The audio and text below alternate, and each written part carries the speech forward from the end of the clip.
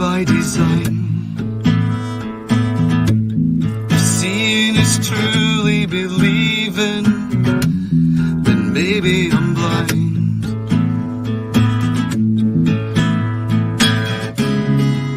If we keep running sideways, we'll never get that far. One moment of honesty offers a spark, and then we'll start a fire and let it burn. Then we'll start a fire and watch it burn.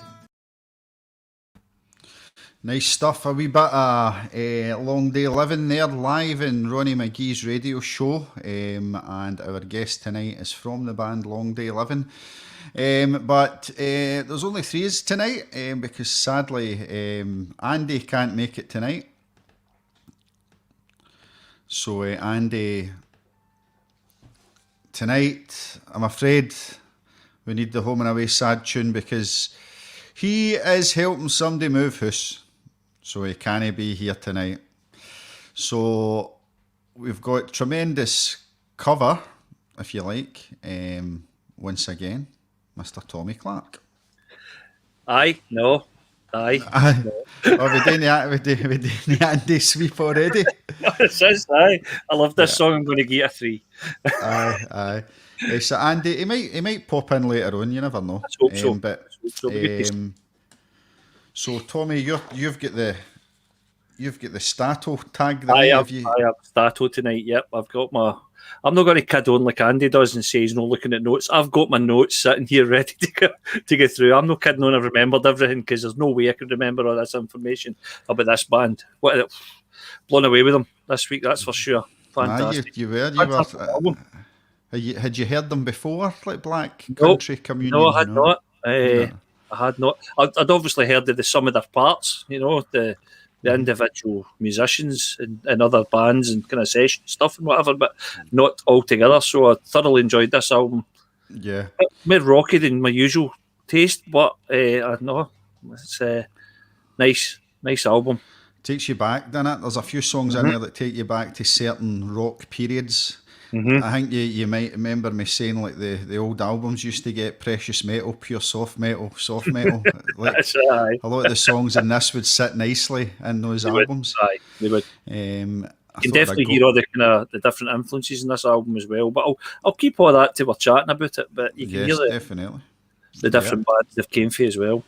So great guest tonight. He's been wanting to come on, and his first album choice somebody's already picked it.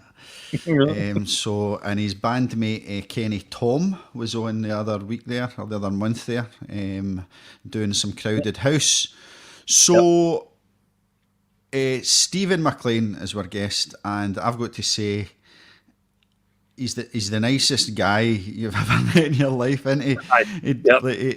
I always have a laugh when he's very angry on Facebook. He never swears. He'll never write a swear word, but he'll he's angry. But he's a really nice guy, and what an album he's brought us this week. Stephen, good evening. Gentlemen, how we doing? Good. So not only Long Day Living, Stephen, I think you're one of the guys that just loves your music, and you go to the Red Lion open mic and you've played the Eagle, and so tell us the bands you've been in and how you got to Long Day Living. I mean, I've been playing in the jam sessions since it was in Flanagan's back in 19 ... apostrophe. Yeah. Don't give your age. Let's say the previous millennium, my son, the previous millennium. Music's always been a thing with me. I started playing bass when I was I must have been about 15.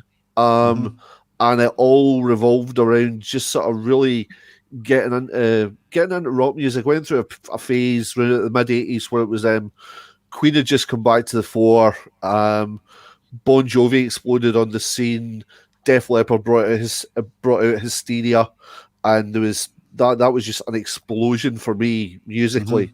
And while all my pals were trying to be Brian May or Richie Sambora, I'm thinking, no, actually, give me the thing before strings. It makes a really deep growl. That will do me nicely. But down through the years, I've just sort of mostly jammed. I really didn't get into a sort of serious band until Kenny and I both, for a period of time, played with Melissa Kelly in the Harmless Thieves.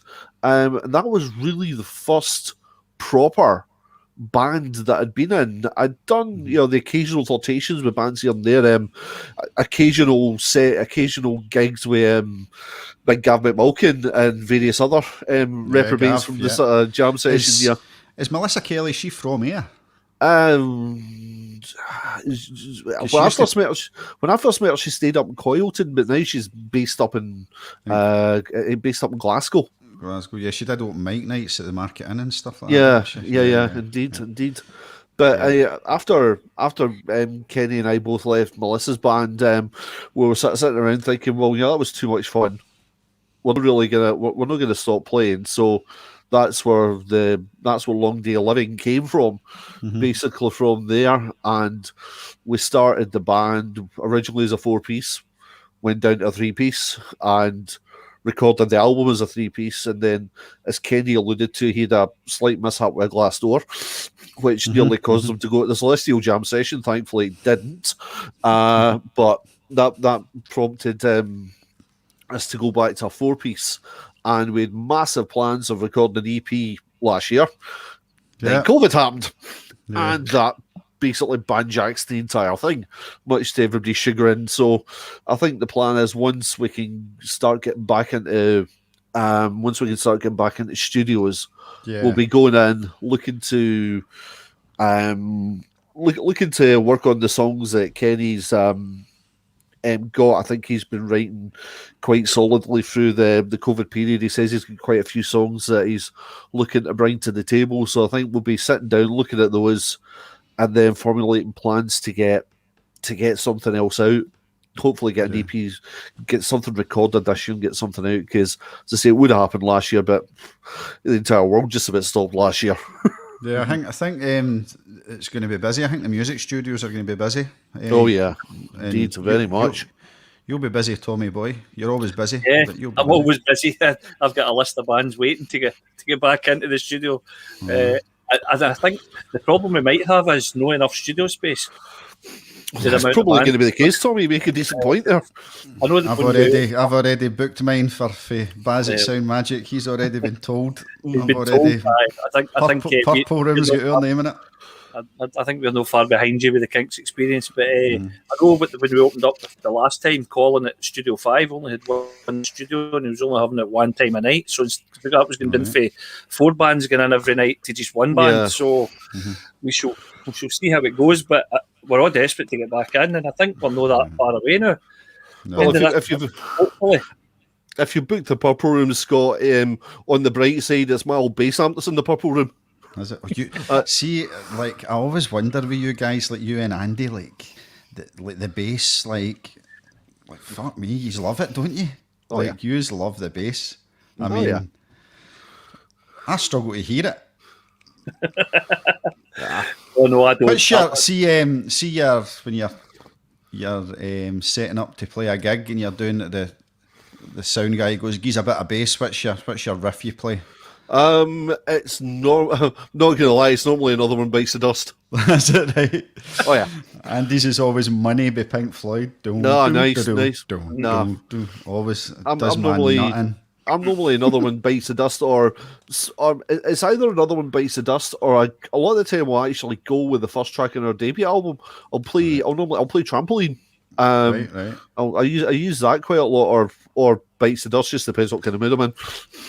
Well, that Trampoline tune will be good. You'll get a good bounce off your bass for that. So I think I will like that. Yeah, there was a cracking when we played. I don't know, that one.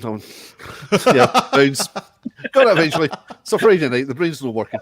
There was one night we turned up to do a gig at the 13th Note up in Glasgow. We got into the place and it's a wee sort of basement bit down the stairs.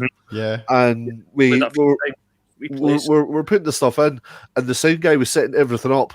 And he says to me, there's your amp over there, and it was an 8x10 Ampeg stack. I'm like, Right, God. dude, I plug into that, people are going to melt at the back of the bar. No. I've got a 2x10 here. Trust me, if you don't want people to lose their fillings or their intestines, we'll just use that. Dude, it's no way. Like, calm the hell down. Aye.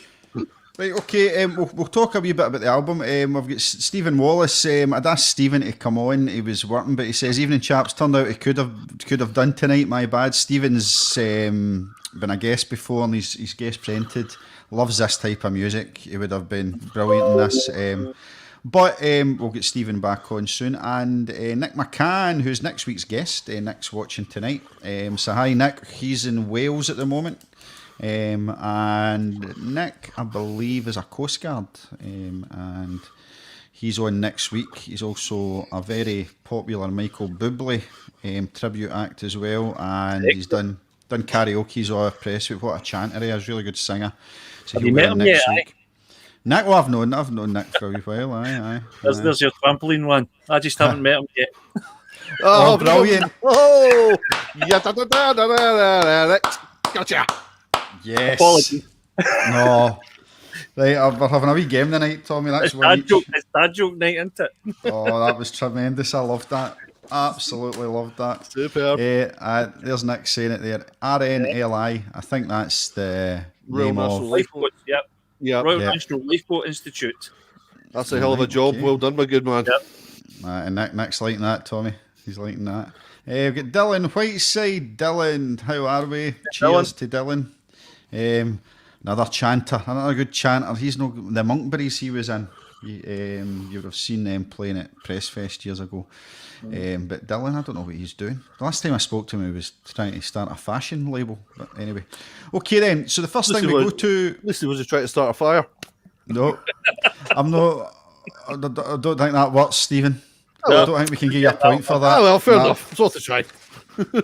I'm sure you'll come in with that. I'm not giving you a point for that. No, fair enough. But I can see where it's going tonight. Yes. Okay, Stephen, you know about the Pelikan 4. Let's go with your Pelikan 4 first this week. Yeah. So Pelikan 4 is basically a unsigned artist or a new artist or basically a song we like that we've heard and we just want to give a wee plug and give the folk a plug. Way Back When by Anna Sweeney. I've followed Anna's career for years, from when she would be going to like a Acoustic Bliss, and at whatever it was at the time, I think it was Firehouse. Yeah, I think it was Firehouse, yeah. And I've always thought she was a cracking singer, songwriter, brilliant performer, and she's got such a diverse sort of palette in terms of the songs she writes. They can be quiet, they can be acoustic, they can be introspective, they can be outright pop. But yeah, she's a fantastic artist, and like the last time I saw her was saw her at King Tut's doing a gig, and it was a cracking night. Because I've bumped into the legend that is Mr. McGee at it as well. Ronnie was there, so ended up standing shooting the breeze of him and watching the gig. But cracking song from a cracking artist, and I hope there's more to come from her once lockdown eases. Excellent. So here's Anna Sweeney and Way Back When. The moments I do almost anything to live it, to give it one more try. Oh, you could only find it if you can find it in your heart again. Well, I think we could go back. We could go back to way back when. I go back to way back when. I go back to way back when. I go back to way back when. I go back to way back when. If you could only find it, if you can find it in your heart again. Well, I think we could go back. We could go back to way back when.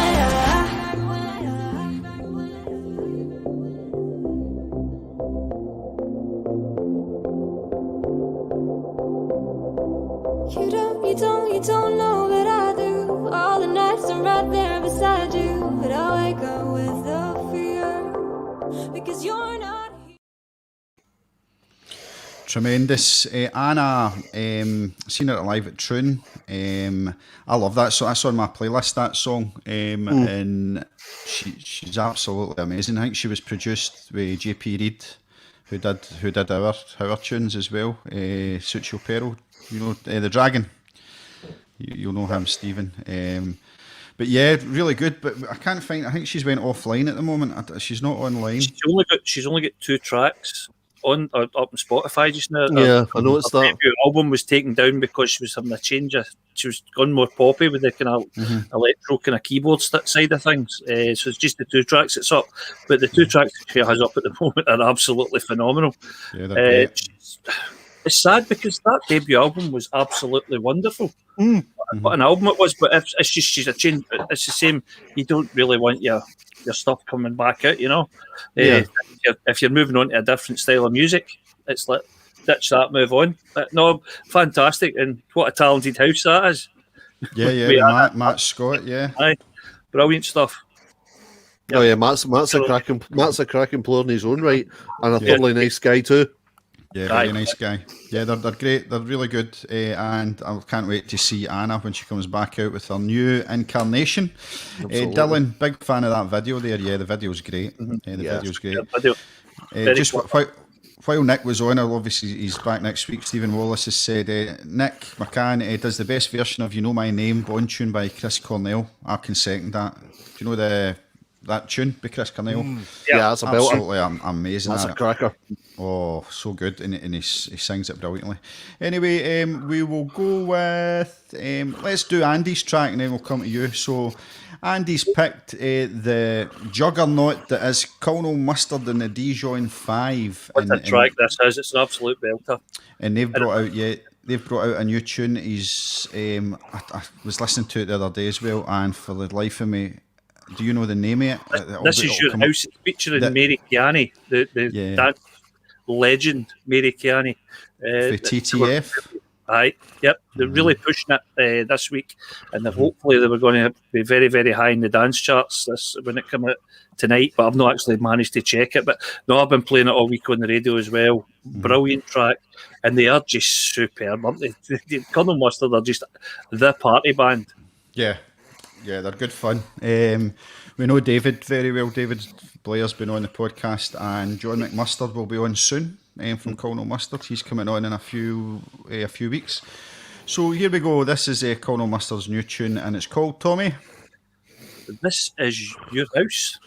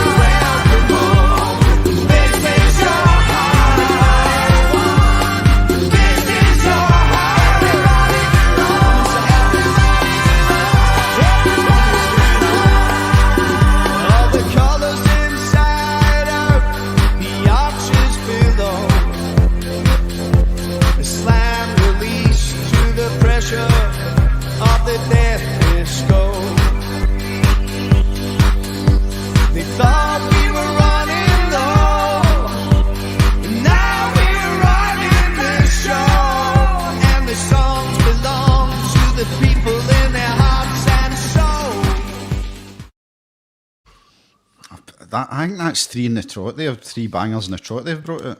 I'm telling you. Aye. I'm really looking forward to the 5-track EP they brought it with that single there, and I'm also looking forward to the difficult second album which is coming out very, very soon. Gary John, the Button Up, has been tell me he's been sending me an album for ages, and I've not got it yet. So get it sent.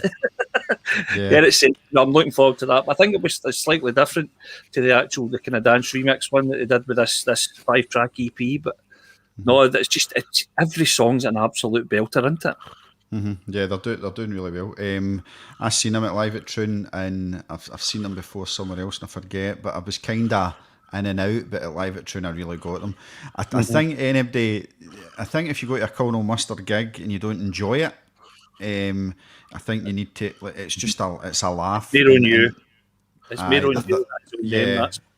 I think if you don't enjoy one of those gigs, I think the first thing you should do is actually check you've still got a pulse. Aye. Honestly. I'll be honest, first I didn't get them. I really didn't get the first couple of songs. I just seen them on video. I didn't really get what they were all about. And then it started to get bigger and bigger, and more people were saying, you need to see this band. And I did see them live, and you go, right, I get it now. I do get it now. It's party time. It's festival band. It's like bigger than festivals. I mean, Brilliant in festivals. You couldn't really have them in the upstairs at the market. I just wouldn't. No. They need a big stage. The whole crowd going with them. So fantastic stuff. Great stuff. Okay then, Tommy, we'll come to that was a Colonel Mustard and a Dijon 5. I've put the link to their Facebook page, and from there you'll get the thing I liked about that song was there was so many different sort of facets to it. 'Cause it started off almost like a kind of 90s dance track. Then when the first part of the vocal came in, it was kind of very Talking Heads. It was kind of almost like Once in a Lifetime with a kind of spoken lyric. Then it just piles into this massive 70s disco chorus. It's like, right, wow, didn't expect that, but we'll take it. That's pretty good. But I think it's quite I don't know if it's overlooked, but I think it is maybe sometimes that the actual band's brilliant. Like, see live, that's what you hear. Like, they're a very good band, horns and everything. Anyway, that's Colonel Mustard. Great stuff. I think that's their second appearance in the Pelikan 4, I'm sure. I wouldn't be surprised. Yeah. Okay, Tommy, your turn. Yes, we were talking about David Blair earlier, so this is his latest signing on 23. It's Becky Wallace. I've been a huge fan of Becky since, to be fair, when her album Present Tense came out, I really got into it. I managed to catch up with her, a wee bit of a chat on the radio show, been playing her tracks. This new track called Focus, it's on the album, but I think it's a slightly different version of it. So she re-released it on Wednesday with a brand new video, and it's taking sort of the 4 facets of females, for being young to being an older lady and all that, and through the video as well. It's really, really good. I don't know whether you've got the explicit or the radio version. I know I did the radio version, but it's no bad. It's the words aren't that bad. I'm not going to get it taken off here. But no, Becky's amazing. Absolutely fantastic. You should really check out, as I say, her album Present Tense. And she's got a few gigs coming up as well in the next couple of weeks. So we'll be able to catch her live. Her and her real life partner, Loki, the Scottish rapper, they're doing a set together. They're these interactive TV things with 23 to try and raise funds for Sonny Govan, I think. Sonny Govan and Refugee. So that's coming up the end of the month. Well worth seeing. And I think on that same bill, if I'm not mistaken, is The Girl Who Cried Wolf, which was Audrey, who was on here a few weeks back. Audrey's been on, yeah. Yep, they're on that bill as well. Anyway, the track is called Focus. I'll keep learning away, but the artist is Becky Wallace. Yeah, and Becky Wallace will be on the show as well in the next few weeks as well. She's booked to come on. So here's Becky Wallace, Tommy's pick for the Pelikan 4, and this is Focus. Was it you who cast the first stone? Turn your lights off, you're older than you know. And time, it waits for no one. You're losing focus.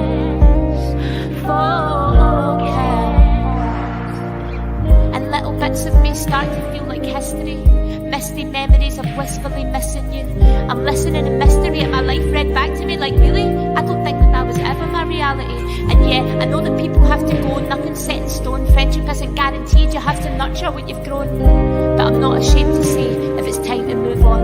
In fact, I'm loving every swan song. So if you hurt me, I'm long gone. And if sorry's not a word that you can muster, that's cool, man, just jog on. Cause I turn myself inside out, dealing with this constant doubt, mindful of the part I played, respectfully giving you your space, knowing it's time. Beautiful. Yeah, I think this is her third appearance in the Pelikan 4. I think Andy's chose one of her tracks before. I like the music in the back of that, and she's got the nice singing and then the rap. Like, I'll tell you, I wasn't really into Scottish people rapping. Well, I didn't think it sounded right, but I'll tell you, see like Loki, Hector Berserk, Becky. like like it works. Really, definitely. really good poets as well. Like they're very good songwriters. And Becky especially. And I said last week, Stephen, I don't know if you heard last week, but see right now, Scottish women in the music scene, they're tearing it up. And in fact, the UK, absolutely, women are the kind of women's the new black, if you like. You know, it's like. I said that recently with the whole cover-to-cover thing that they did across in Edinburgh, with female artists covering other female artists' songs and stuff like that for Scottish women writing music. It's absolutely phenomenal what the women are doing, and rightly so. It's great to see. Yeah, I mean, you look at the likes of over the past little while. You look at the likes of Emily Sandé, Katie Tunstall, Amy McDonald. They've just been absolutely on a level for so long, just putting out consistently brilliant music. It's just fantastic to see. It really is. Yeah. Had you heard of Becky before, Stephen? I had not. No, I have to confess, I hadn't heard of her. But certainly listening to that track, it held me spellbound. It was wonderfully evocative, and the lyrics certainly took you on an emotional roller coaster of a journey. So, yeah, it's not really a genre that I listen to a lot, I have to be honest. But the track itself was absolutely fantastic, and I'll certainly look to listen to more of her stuff for certain. But yeah, absolutely brilliant. Really enjoyed it. So there's Becky's link again to her Facebook, but get onto all social media and get some music downloaded. A lot of these artists have got band camps as well. So if you get into Bandcamp and search them, you can buy merch, and that gives the artist it gives them some cash, you know. I mean, at the end of the day, a lot of folk, this is their life, and we're not doing it for nothing, you know. Yep. And if you can really do it tonight, because it's Bandcamp Friday, and all the artists get 100% of the money for anything. Right. So, I know you can't, Stephen, because you're quite busy doing the podcast, but anybody else who's tuned in, checking a Bandcamp and get some stuff for it today. I was gonna make a little purchase on Bandcamp, so I'll do that before midnight tonight. I was gonna make a little purchase from a band that I think we probably all know quite well, Dream Kids. Money Baxter's new band. Their new album's dropped. So I listened to the whole EP. It's great. Their EP's dropped today, so I was gonna go and make a purchase of that. So I'll get that done before midnight. That way they get the full whack. Good man. Who's that? I've never heard of them. Who's that? It's Murray Baxter. It's Murray's. It used to be in Mechanical Smile and Twin Heart. Twin Heart's the other one. So they're now getting Right, I'm going to look them up. Excellent stuff. Ken Yip's watching Evening Lads. The drummer. The drummer's on. Sorry, I meant to say Dylan. Listening to Becky Wallace, it was giving him a female Las Vegas feel. Then the last Pelikan 4 of the night is a band called Had Breaks, and the song's called All I Can Say.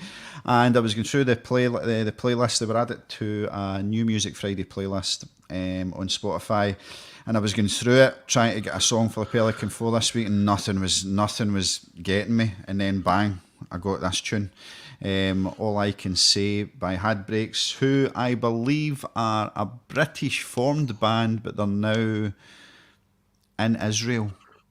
No, I don't know. I think the singer's Israeli, a British Israeli. I'm not too sure.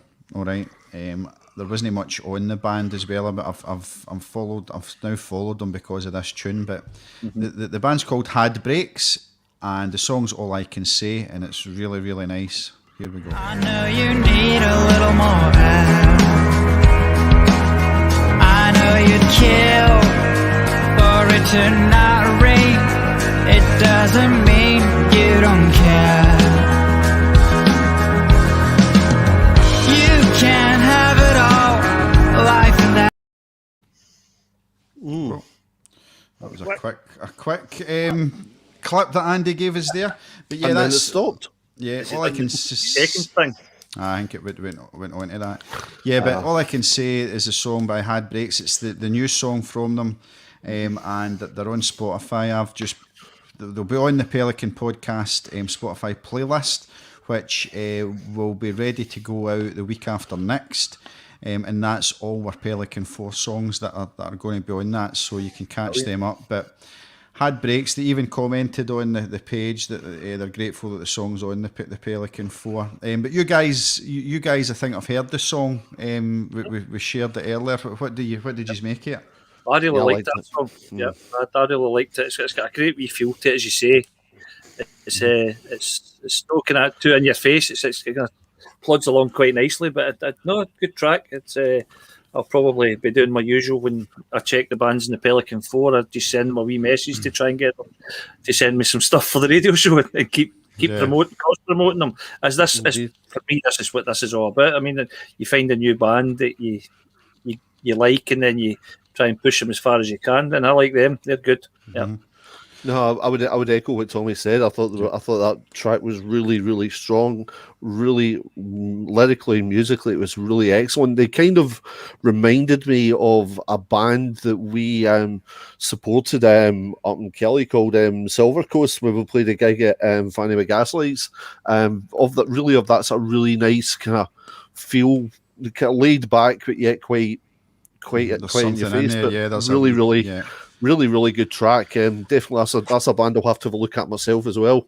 I get James from it. Know the band James? Yeah.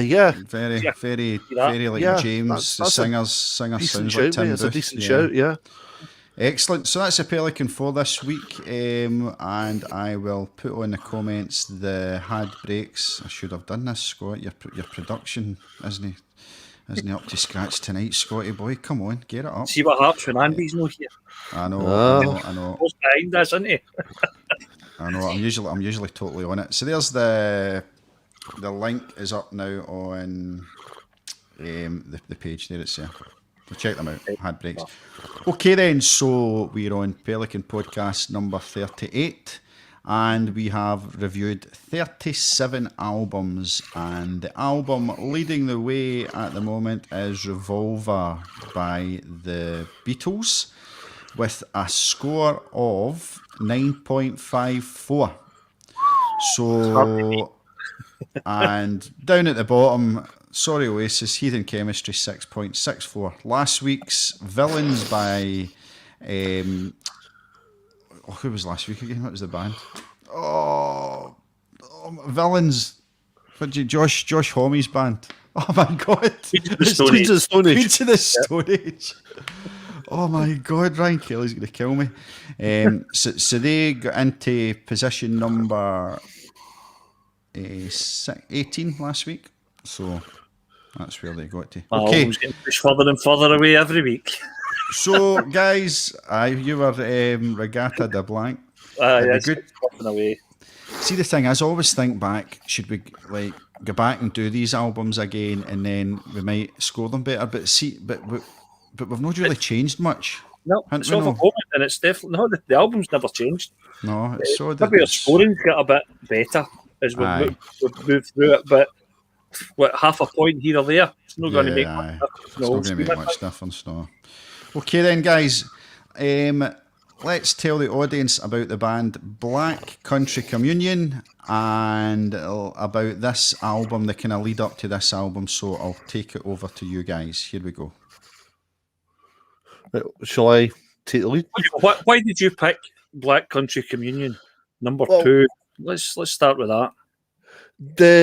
I came across them with the first album and it grabbed me, but it was a good album, but it kind of left me wanting more because when you looked at the backstory of the first album, it was basically flung together in about 7 days in a recording studio, and it was more or less existing tracks that Joe Bonamassa and Glenn Hughes had, and then they put it together. But the thing about this band is, if there ever was a band to define the term supergroup, then your Black Communion is it.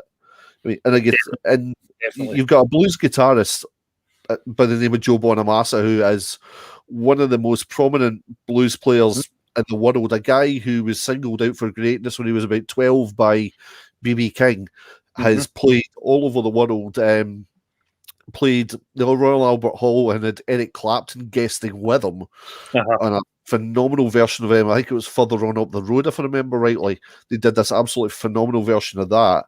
You've got on keyboard Derek Sherinian, who started off his career with Dream Theater, played with them. Most recently, apart from BCC, has been out playing with Alice Cooper. So, again, absolutely top grade musician. When you get to the drums, Jason Bonham. Yep. What more do you need to say? You know, the son of the guy who has the blueprint for any modern rock drummer. You're talking Bonham, Keith Moon. Those are the two guys. And Jason Bonham, for By This, has also played with he's out with Sammy Hagar in a band as well. Did Black Country Communion, has played with various guys down through the place.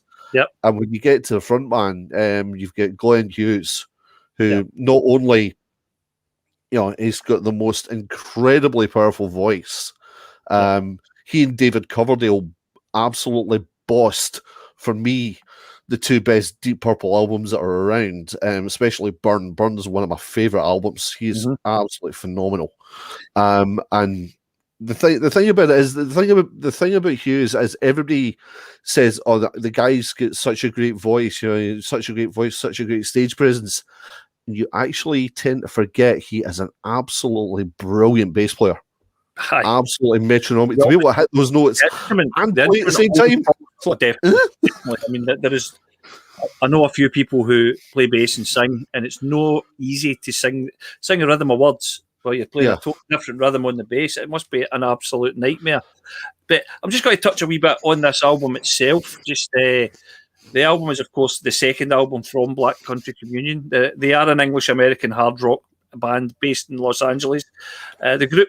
His sound is intensely reminiscent of those popular classic rock groups of the 70s. Of course, as Glenn Hughes was in, and Jason Bonham's dad was in. I mean, these guys are absolutely phenomenal players. Every one of them, in their own right, is probably one of the best at what they do. But there's two things I want to touch on. Glenn Hughes, as you said, the lead vocalist, he's known as the voice of rock. Now that tells you something. If you are the voice of rock, that's amazing. And Guitar World also said about Sherinian, he was the king of the keys. So king of the keys, the voice of rock, and for me, a blues rock guitarist god is Joe Bonamassa. Oh yeah. And I mean, Bonham's not a bad drummer either. They released their eponymously titled first album in 2010, with number 2 coming in a year later. That also resulted in a 9-week tour of the US and Europe. The album was recorded in East West Studios in Hollywood, California, and produced by Kevin Shirley. But Shirley was quite involved in the songwriting as well, as we'll go on to talk about throughout. Well, he's got credits on all but 3 tracks on the album. And the debut album, we only had 2. So, the most interesting fact for me was that it only took 2.5 weeks to record this album. Yeah, they don't hang about. It was more time than they actually needed, so they must have been messing about with some of it. But that gives you some kind of idea of what we're going to look at Black Country Communion. The name itself obviously comes from where Glenn Hughes and Jason Bonham were born and brought up in the Black Country in England. Also with the New Yorker and Californian input gives it this kind of feel. For me on this album, before we go into it, I said before we started, I'm a big lover of prog, a bit of prog rock, and there's definitely a bit of that in there with Sherinian's keys. That gives that kind of, for me anyway, it gives the kind of prog sound to some of the tracks. So it's not just a hard rock bluesy album. There's kind of elements in it as well. That kind of early 70s prog into sort of Zeppelin-esque. Yeah. But a fantastic album. And for these four amazing musicians to get together for 2.5 weeks and write and record this album, it's unbelievable. Kevin Shirley's worked a hell of a lot with Bonamassa down through the years. He's basically his go-to guy for any of his albums, and he also worked on the albums that Bonamassa recorded with Beth Hart. And if you've not listened to those, I strongly recommend the albums with the Joe Bonamassa Beth Hart albums, especially the live one, because some of the stuff on there is just absolutely phenomenal. Really is. Yeah. Yeah, I'm writing it down. So there we go. That tells you what the band was about and what the album was about, Scott. So over to you, Excellent. Mr. Producer. That was brilliant, and I'm so glad that you pronounced Bonamassa, because I was trying to say but Bonamassa. I mean, that's a name is one of the best guitarists in the world. Is he up there with? Is it Steve Vai and all them? Is that the kind of different genre? I mean, Bonamassa is a phenomenal blues player. Vai, I mean, his style is so. It's so unique. Vi is very much a guy that is not afraid to experiment and go off in different genres. Ironically, he was actually partially taught by Joe Satriani. Right, who also, Satriani, that's the other who one. also partially taught Kirk Hammett of Metallica. Yeah. Stephen, you're playing a blinder tonight, old boy. That musical nonsense just sticks in my head. Stephen Wallace, I'm sure Bonamassa opened for B.B. King when he was about 12, and Stephen's also saying that Bonham played with Bad Company for a week. That's a good shout, Stephen. I'd forgotten about that. Good shout. Armadillo, and here's Wallace again. Beth Hart is sensational. Seen her with Big Eddie Wallace. He's a big fan. Eddie's Wallace's dad, who is a music aficionado as well, and can take a good 40 as well. So I was trying to get him on to kind of co-present, but he couldn't make it tonight. But he will be on with Ian McAdam, and I've kind of lined them up. Two rock aficionados going to come on. The legend that is Mr. McAdam. Yes, Epic. We'll need to get the bleeper on that night, I think. Yes, possibly.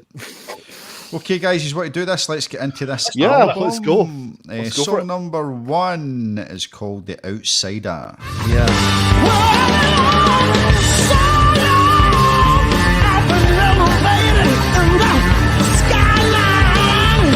These are the days. I'm a keeper. You know my name. Kill the reaper. See the flame. Okay then, Stephen, it's your ball, so you can go first tonight. Okay. Well, what I did with the album was I just listened to the songs one after the other and just stuck down my thoughts on it. And for The Outsider, I mean, basically the album starts at a breathless pace with a track that's got more than a nod to Deep Purple's Burn Era, as Tommy was alluding.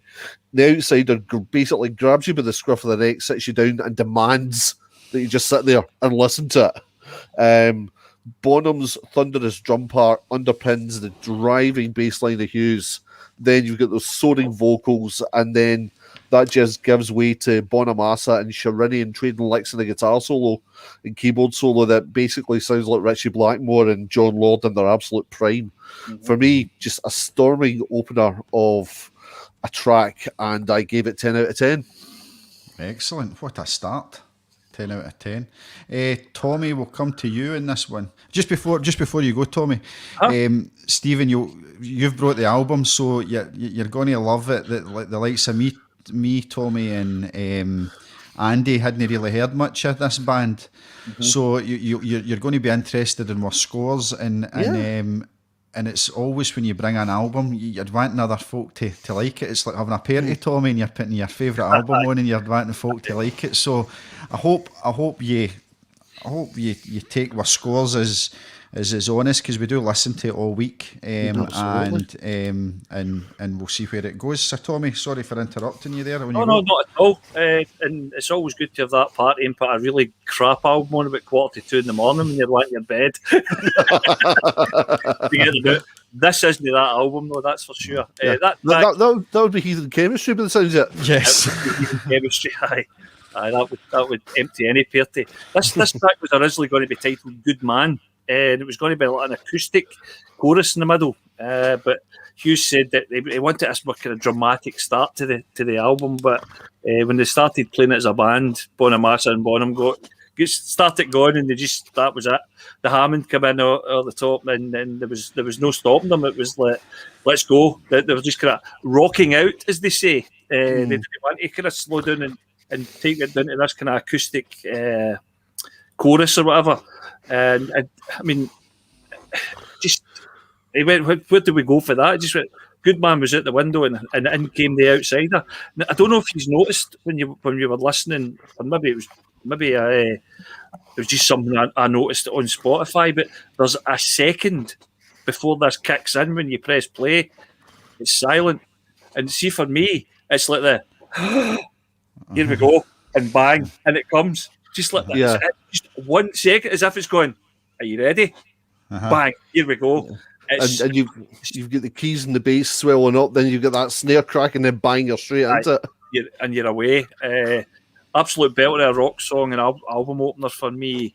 They say that very brief pause just before the song kicks in just kind of gets you, when it does, it gets you right in the kind of the guts, and away you go. I've given it an 8 out of 10, which is quite a very good score for tracks on this. 10 and above, kind of 7.5 for me is a good song. So 8 out of 10 for me for this first one, Scott. Excellent. I'll do mine, and then I'll give you Andy's. What a start to the album, anyway. So when I'd never heard Black Country Communion, and then we listen to the album, and this is the first track that comes on, I'm like, wow, right, here we go. This is up my street. I'm in the van listening to these, and like the sun's out, and you're getting it louder with this going down Press Street Main Street. Windies are shaking. Like a rocker. Putting my Stephen McLean wig on and getting it loudy like that. But I had it as a kind of audios, like so I always like to compare it to things. So it kind of reminded me a bit of Audio Slave, and it's like a bounding song. It kind of really gets you, and I love the chorus. The chorus takes me back to it's like a very 80s rock chorus. Like you see when you keep listening to that song, it's just a brilliant melody in the chorus. And like most of the songs in this album, the guitar solos are great. This album's got tremendous guitar solos and amazing riffs. And to complement that, you've got the keys in the background as well. The tones he gets in the guitar are amazing, and then the wee break at 3 minutes 23, like it breaks down and then into the chorus again, which is actually I'll talk about later. It's the kind of structure of most of the songs in this album. Like when you see it's a long song, you know that there's going to be a wee downward break in the middle, and then bang, hit boot you right in between the legs again. So I loved it, and I gave it an 8 out of 10 as well. But Andy loved it even more. Andy gave it a 9 out of 10. So obviously, there's no here to explain why, but you know, if Andy's given a song a 9 out of 10, if it's a 9, aye, it's up there. Okay then, so let's see what that gives us. 8.75, The Outsider. So The Outsider is 8.75 out of 10. Really good start. Anything above 8, you're getting into the top 10 right now, so that's really good. Let's go into song number 2 of the album. It's Man in the Middle. You're a big phone looking, I can feel your vibration. A telephone that you know you need a vacation. With your mind and fine wealth, now you're living in a typhoon. You better check your health, I see the rising of the black moon. Okay then, another banger.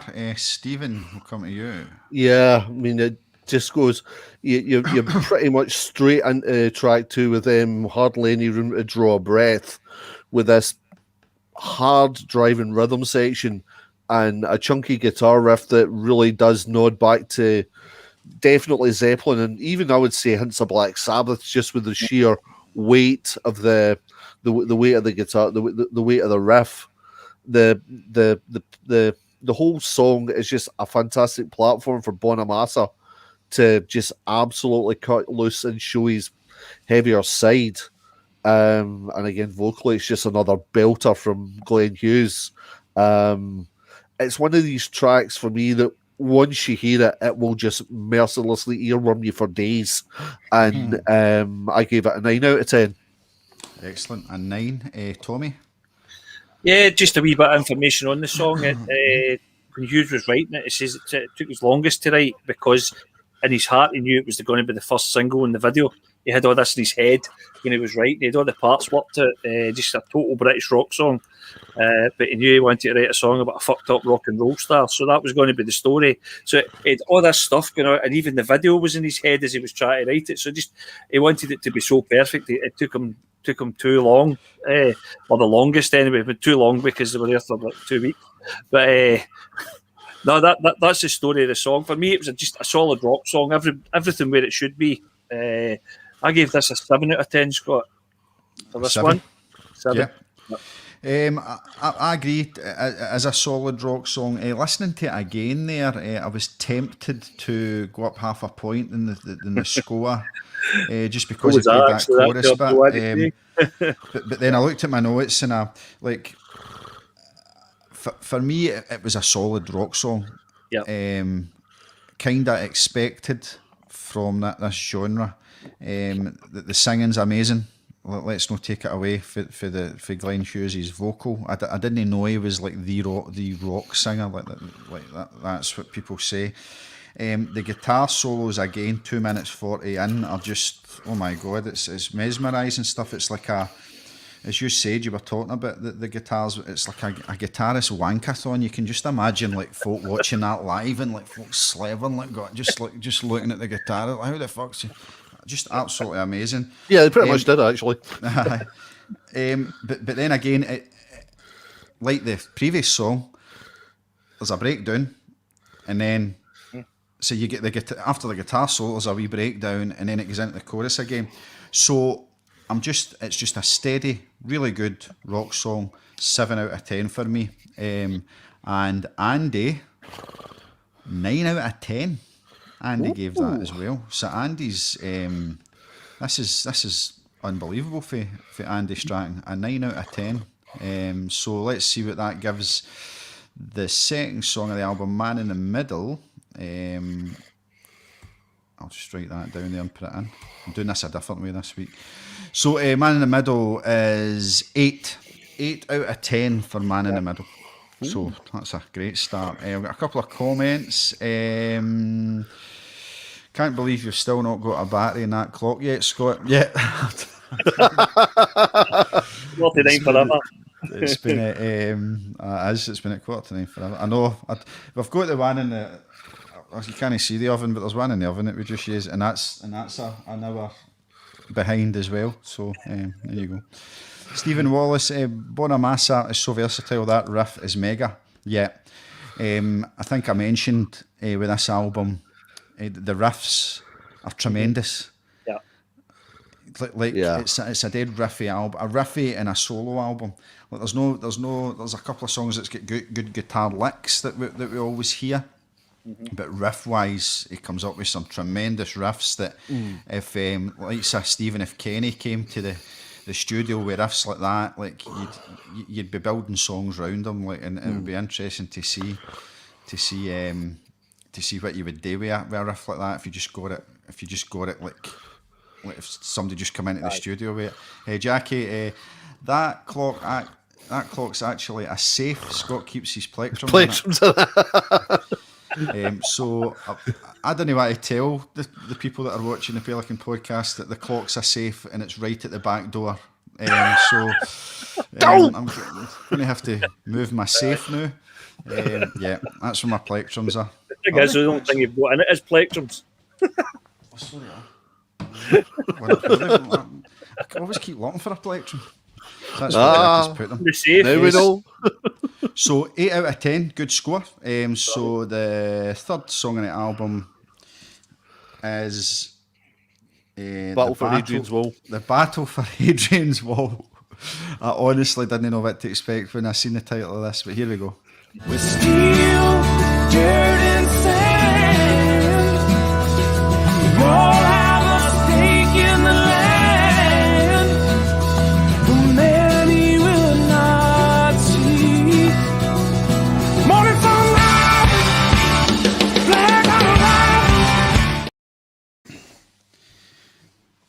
Do you know what's good about that vocalist? He changes his tone quite a lot as well. Yeah. Like he's got about 3 or 4 different sounds. But anyway, it's not me to go first because it's not my ball. It's you, Stephen.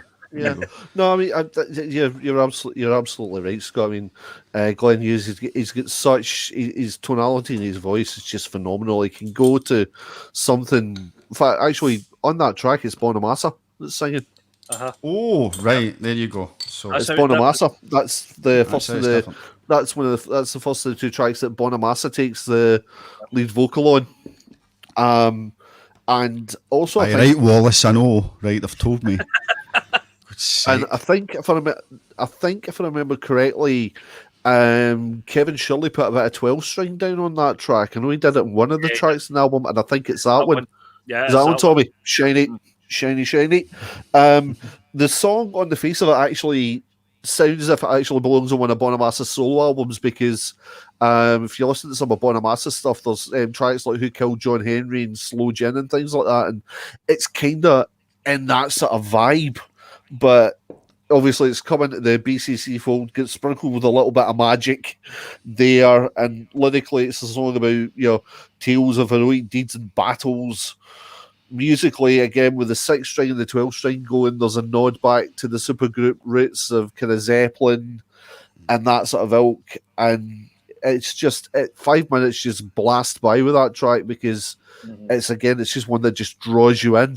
Such a good track, and I scored that one 8 out of 10. An 8. I'm just saying there with the length of some of these tracks. If Adrian was scoring it, Adrian hates a long song. Adrian, 3 minutes 20, and he's right with it. It's gone. Aye, he's like, you can tell. See when he's drumming, if your songs are after, if listen to our songs with Pelikan Rogue, like 3 minutes 30 in, the kind of drums start to go out of time. Because he wants to go into the next tune. But anyway, could you imagine him with some of the Iron Maiden stuff? Raymond the Ancient Mariner at 13.5 minutes. Oh God, For somebody that keeps his fit, he's got absolutely no stamina when it comes to music.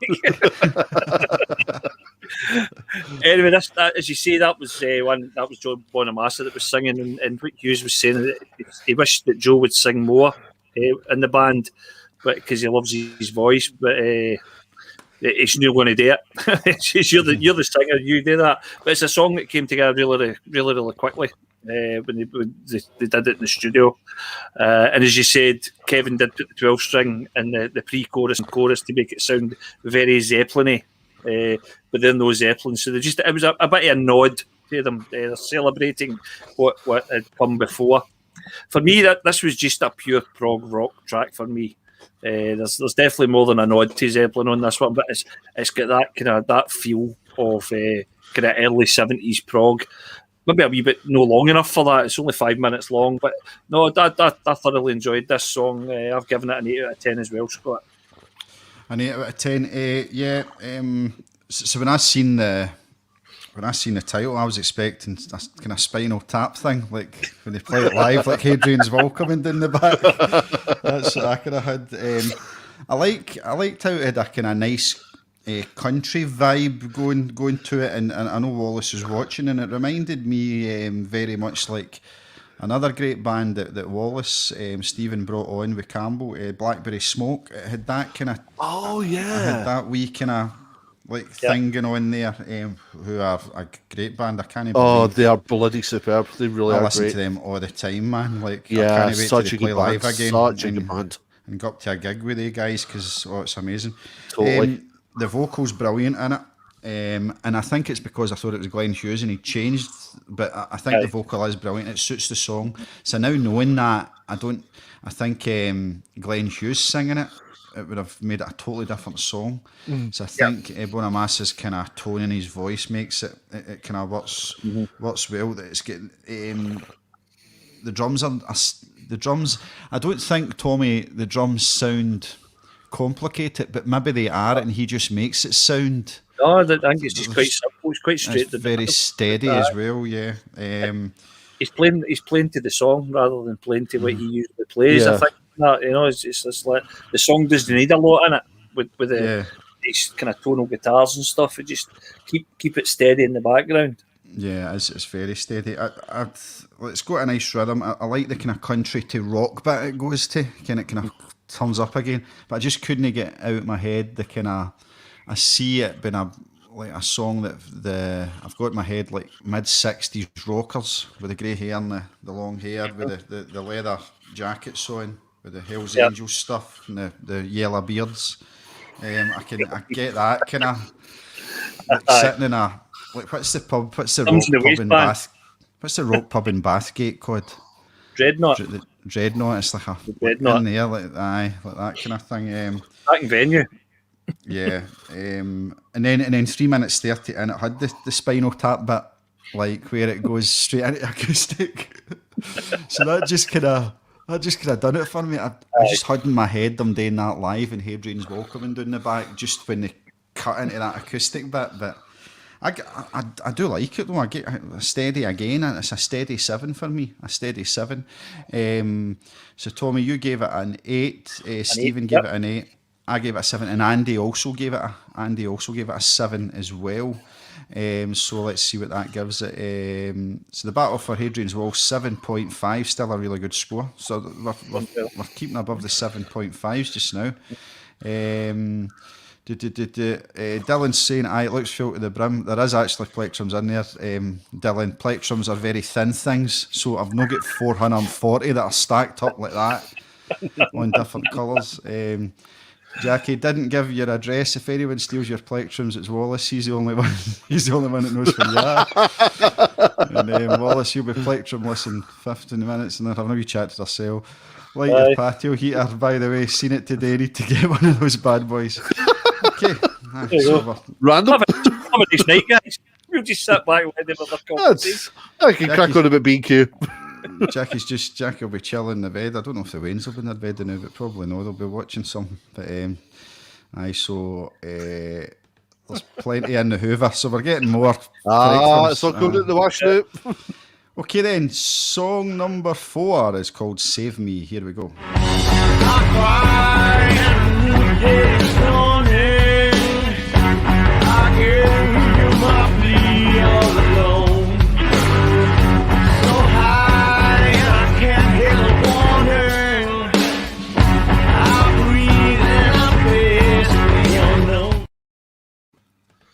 Nice.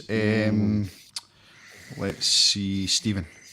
Yeah, I mean this song, it's almost getting an ethereal start with the kind of swirling keyboards, a little bit of piano, the kind of distant echoey guitar solo, and the sort of wistful vocals, and it sort of lulls you along with that for a little while, and then bang, the drums come in and take it just into this driving track with a wonderful riff.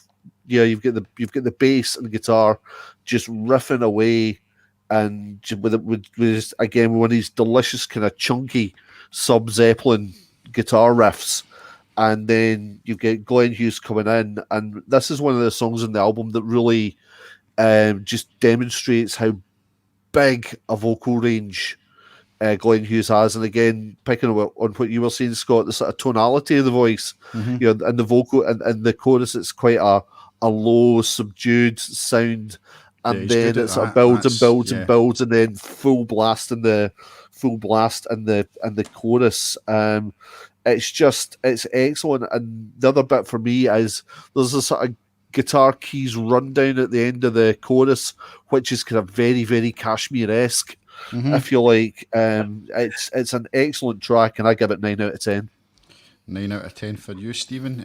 Tommy, we'll come to you. I had a wee chuckle there because in my notes I've got it's very Kashmirish. Anyway, this was supposed to be a Zeppelin song.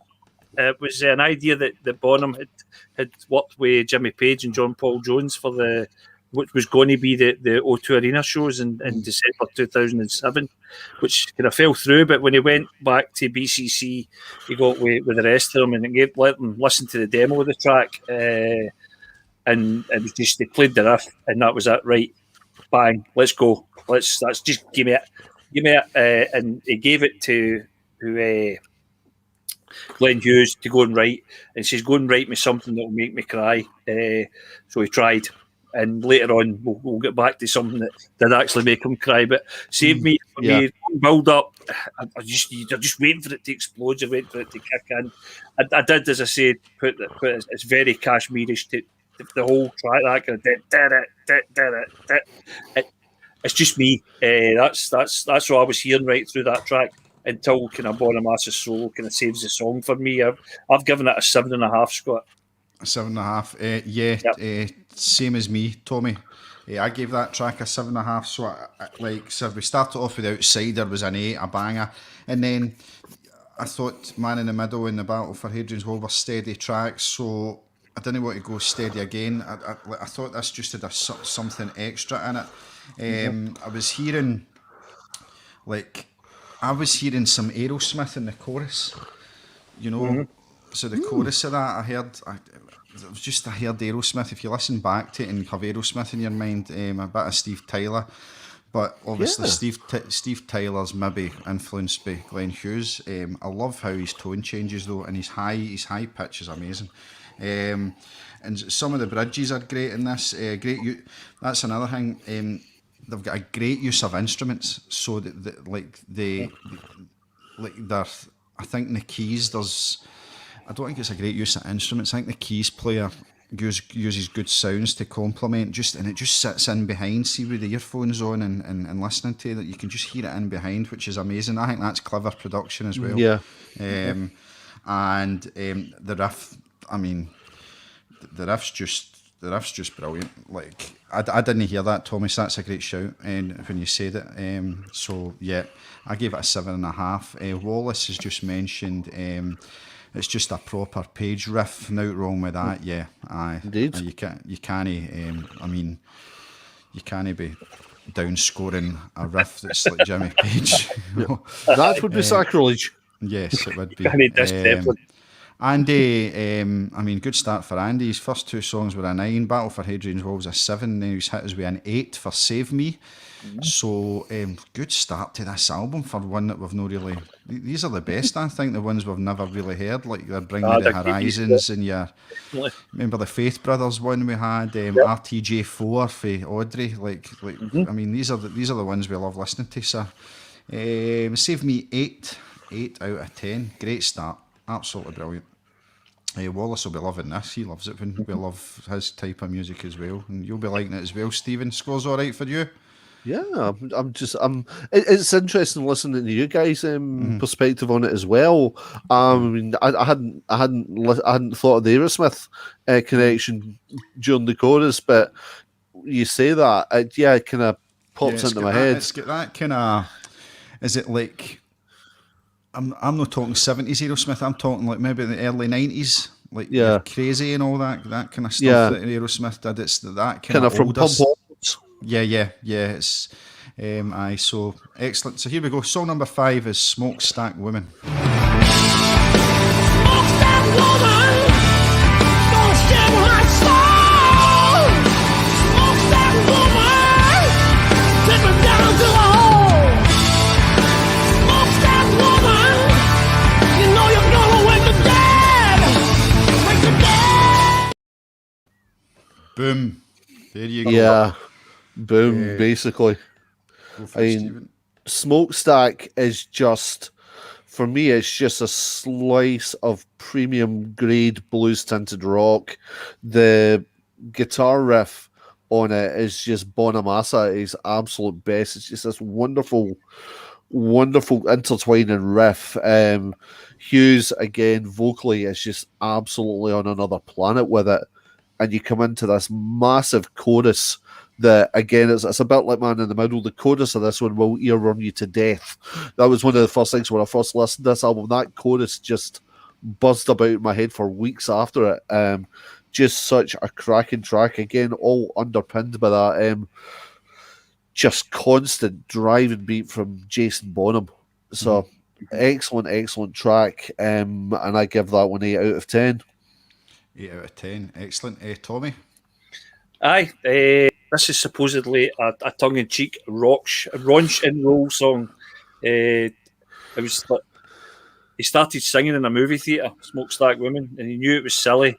And he said to his pal that was at the cinema with him, Says, you know what? Mick and Keith and the Young Brothers and AC/DC have been doing this shit for years. You're not going to tell me it's not going to work. So it came for this Smokestack Women. This was the whole song came for that. It's got a swagger to it. It's just a bit of fun.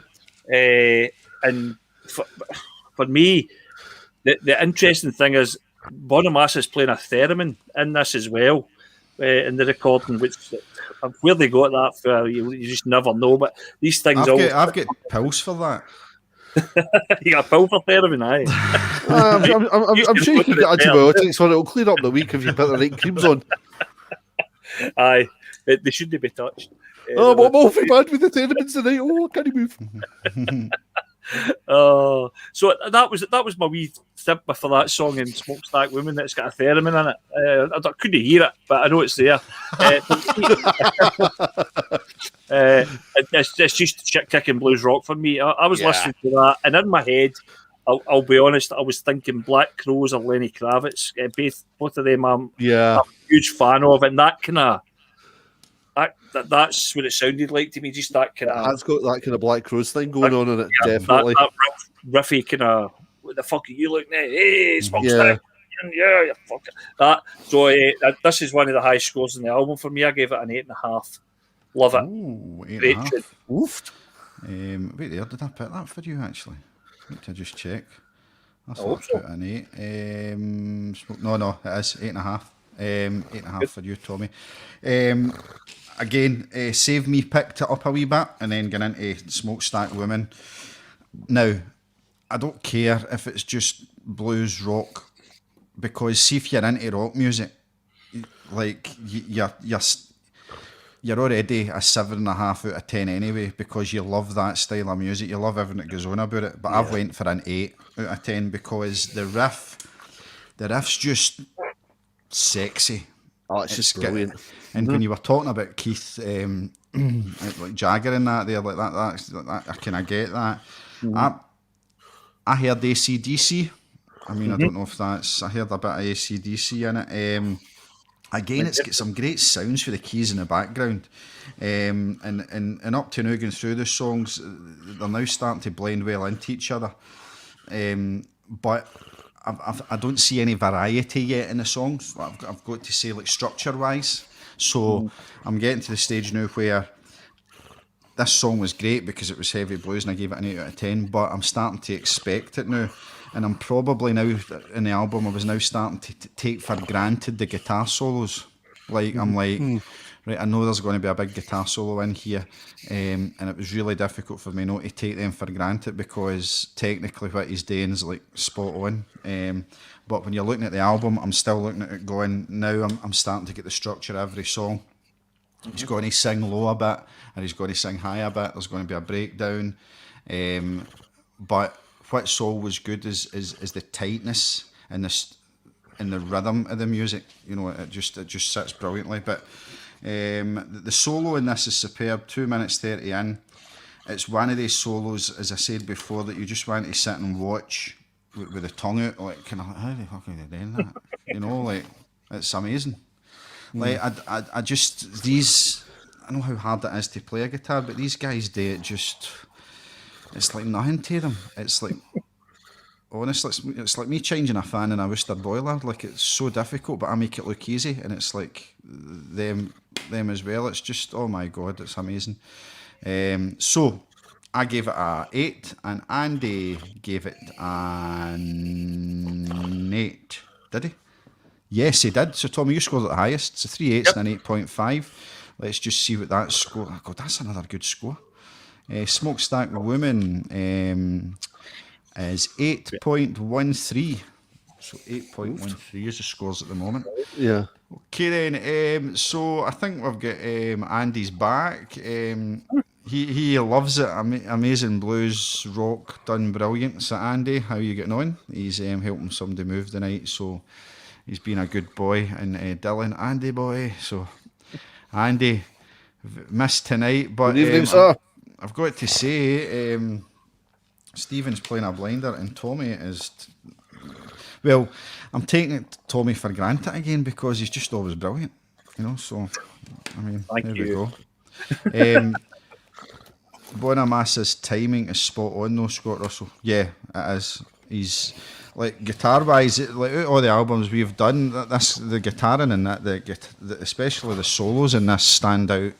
I think Dream Theater, when we did their album, their guitarist was really good as well. Like when it comes, I mean, it's like a different league, isn't it? Like when you're listening to your kind of normal bands, it is a different league, you know. Well, then you've got the link because Derek Sherinian played in Dream Theater for quite a period of time.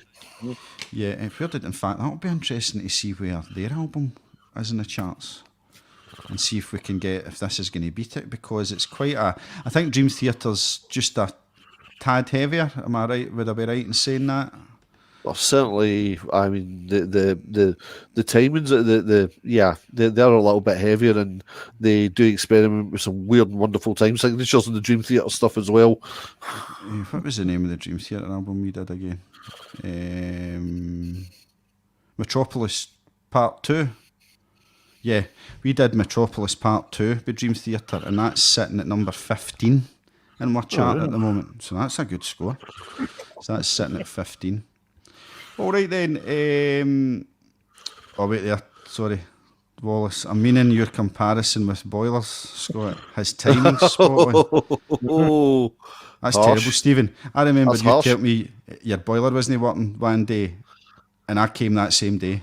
All right, so you can't say that. All right, you can't Harsh. say that. Harsh. I'm sure I came the same day. Maybe I never. Andy, Dream Theater were more prog rock area. This is more blues rock. That's a good point. Shut up, Andy. You're not even on. You're not even No, on. you can't comment. Beat it. Okay. What are you talking about?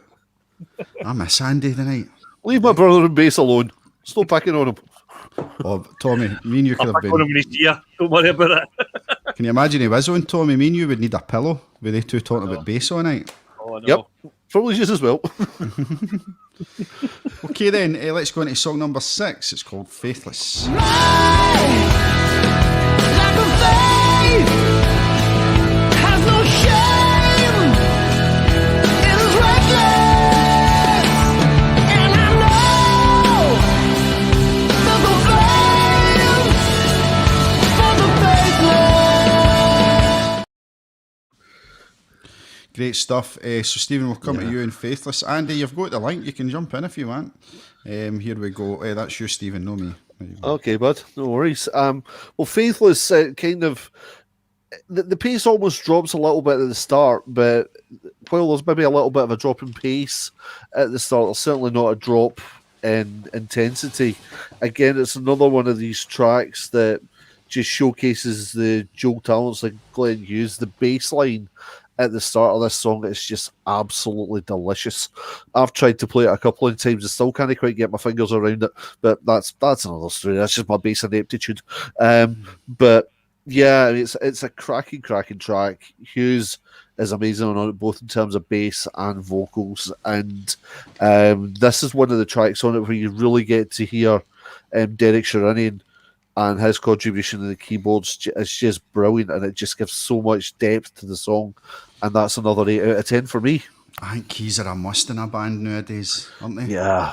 They're totally a must. Like you can hear it in this. Dylan's saying that he loves the harmonies in tracks like that. Yeah. Okay, Tommy, yourself. Yep, this song, it was one of the first that he wrote for the album. It comes from his times of addiction, and when he had actually got to a point where he had lost faith in life during the 80s. He just went completely off the rails, and he was this song he was singing about shit that happened to him years ago, but he can remember it so clearly, and it was kind of therapeutic for him to go back to that place and get all this, as they say in sort of 12-step rooms, get the shit out to let the good stuff in. And I think this is kind of what he's trying to do there. It's some kind of cold hard truths that he was getting out, and that, it's probably been very therapeutic to him for this track. For me, the more I heard it, the more this song grew on me, and I started to love it. But I'd given it another couple of listens after I put my scores in. I think I've probably done it a bit of a disservice by only giving it a 7 out of 10. But I'm going to stick by it. It's a decent song for me. So I'll stick with that 7 out of 10, Scott. 7 out of 10. Okay. I need to put the score down for this because I forgot to put it down. Andy, I'll just give you his score as well for this one. Andy gave it a Faithless. Andy gave it an 8 out of 10, the same as Stephen. Okay, for me, I liked this. I liked the kind of chillness of this song at the start, and when I was talking before about songs that like they were all kind of not the same, but they had the same kind of structure. This one was definitely a bit different as we got to this stage in the album. Again, it's still got the great riffs. The melody's okay, but I like that it's got a nice. I think the melody's alright, but it's like he's telling more of a story in this.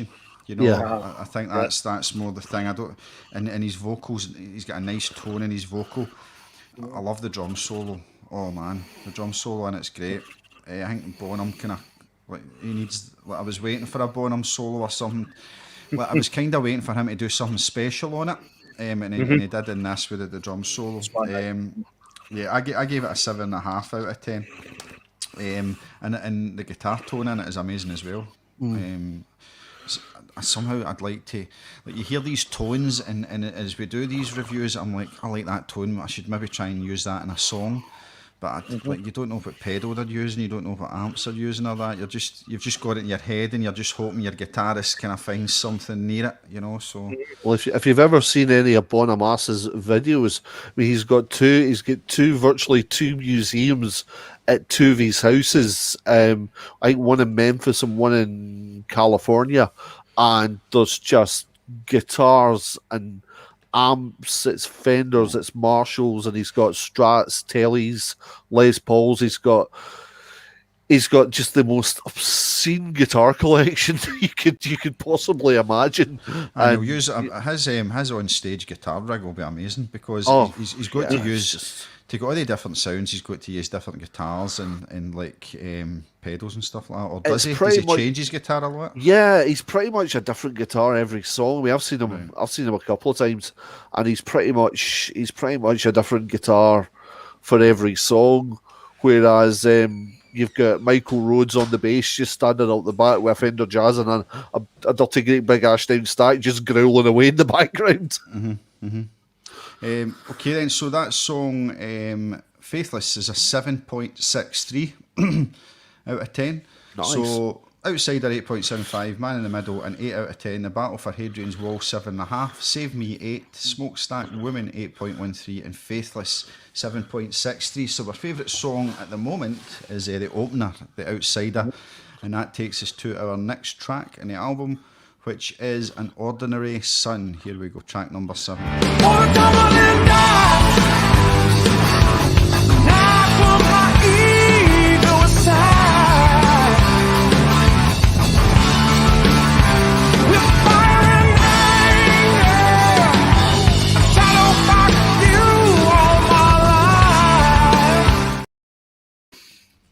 Okay then, we'll come to you, Stephen.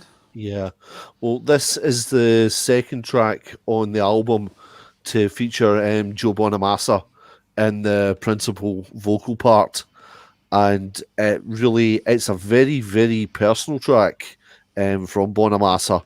It was almost written as a note to his parents, as I recall, and it starts off, with that almost acoustic feel at the start, and a really, really subtle rhythm from Jason Bonham, and it just builds and it builds and it builds, and then on the choruses you've got Glenn Hughes coming in to provide almost harmony backing vocals, and again just another track that just you could just listen to again and again, and I gave it 8 out of 10.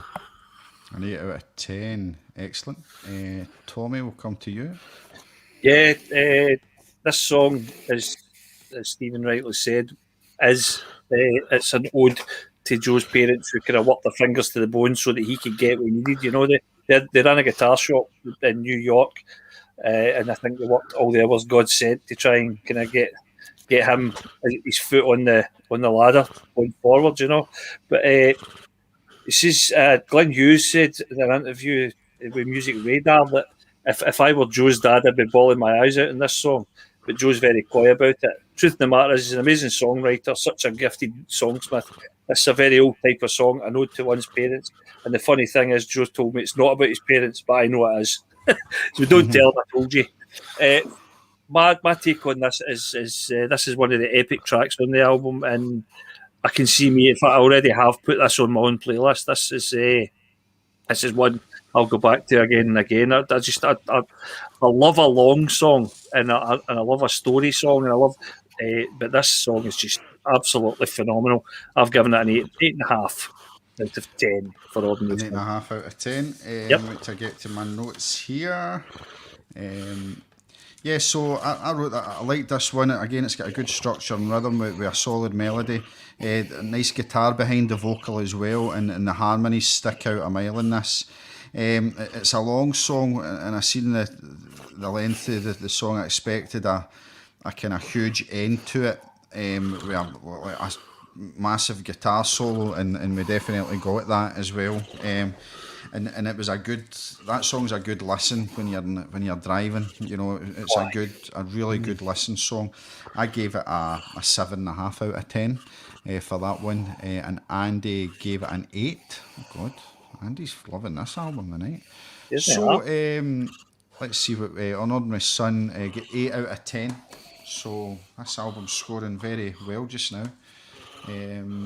Dream Theatre, what did we say, was it 13 or 14? So yeah, it's got 14, you say? 15 maybe? Scoring very well.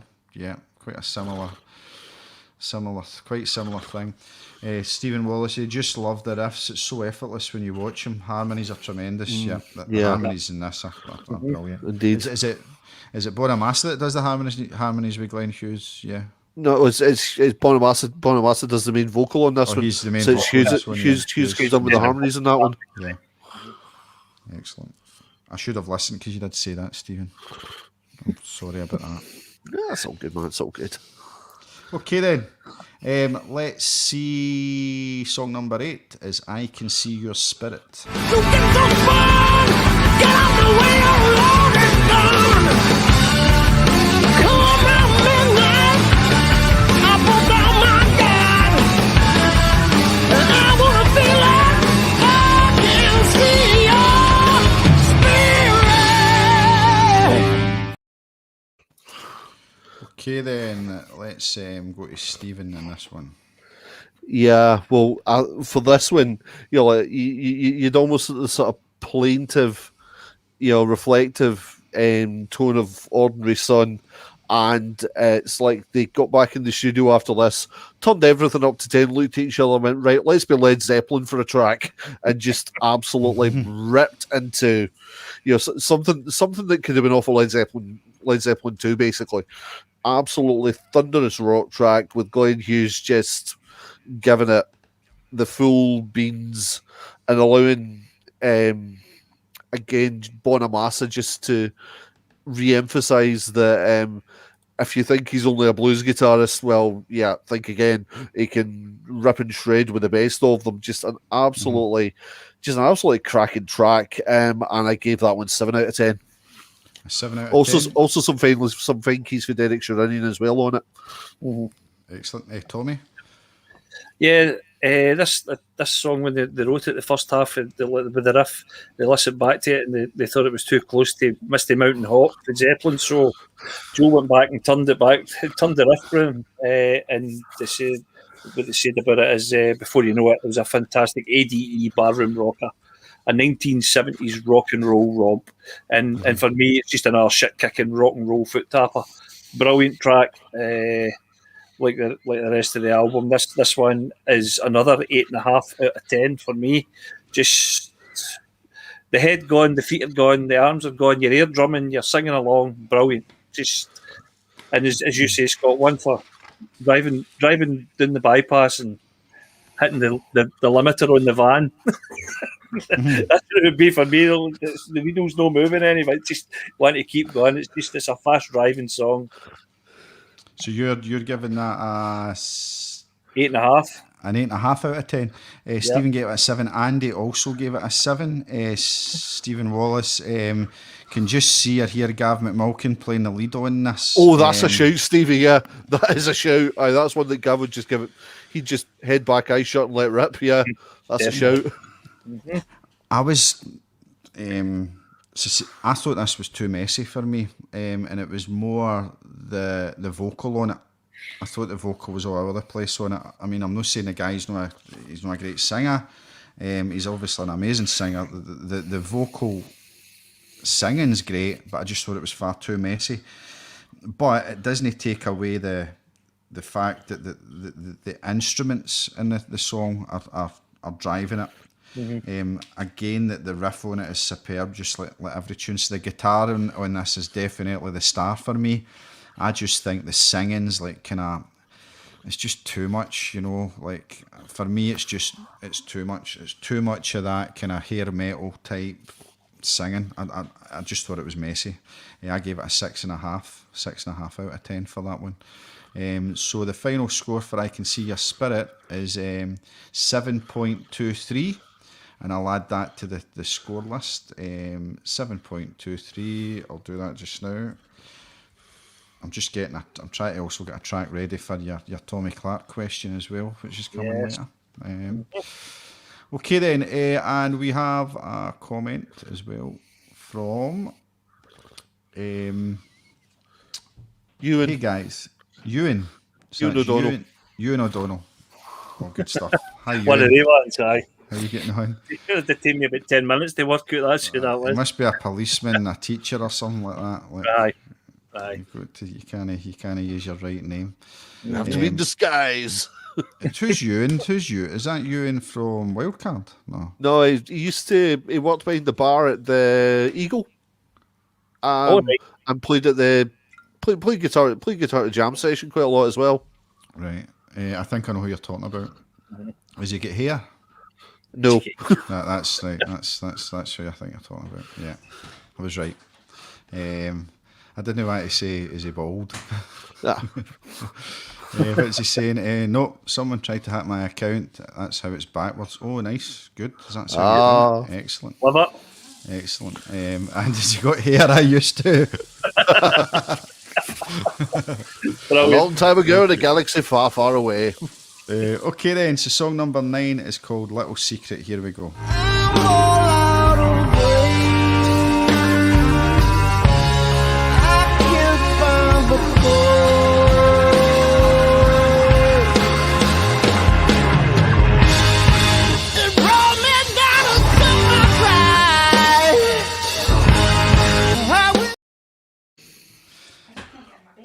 Can't I believe Jackie's stealing the blooming Wayne's Easter eggs, man. Unbelievable. Well, if it stops it getting hyper, that's a good thing, mate. Aye, but they're in her bed, like, in Easter's on Sunday. And she's but she can go to the shop tomorrow and replace them. Let the lad You can take us to replace them. It's all good. They can be replaced. We have the technology. They're saying you can replace them tomorrow, so that's quite good, and that's a good idea. So that's why I'm going to have this one tonight. That one. Nice. No, that was a present. I can't have that, and plus there's a mug in it. It's going to be a hard one to find. It could go horribly wrong. Yeah. Okay then. Enough of Easter eggs. Enough of this tomfoolery. Okay then, Stephen. Little Secret. I was going to say, what track are we on again? Little Secret. Yeah. It's a beautiful, beautiful kind of blues track that really, when I first heard it, I kind of thought it wouldn't actually be out of place on one of my solo albums. It's got that. It's definitely got that feel that it would be at home on one of his solo albums. But again, cracking track. A really strong vocal from Glenn Hughes. Yeah, it's a vocal that's full of kind of pathos and pain to do with the subject matter of the song. It's a bit of a roller coaster of emotions on it, but cracking track nonetheless. And I gave that one 7.5. 7.5 out of 10. Tommy? Yeah, you're right there. He'd actually written it for Joe to sing, but when he was kind of going through the demo on it and telling them what it was about. It was about drug rehab, relapses and a lot of painful stuff and keeping secrets for people and whatever. It's the little secret name. Joe turned and said, "Well, no, it's your song, it's your story. You've got to sing this." He said, "Everybody knows I'm a blues singer, but this is your chance to sing a blues track, so go for it." So it's a very honest song for Glenn Hughes, and he does give away a few his own secrets in it.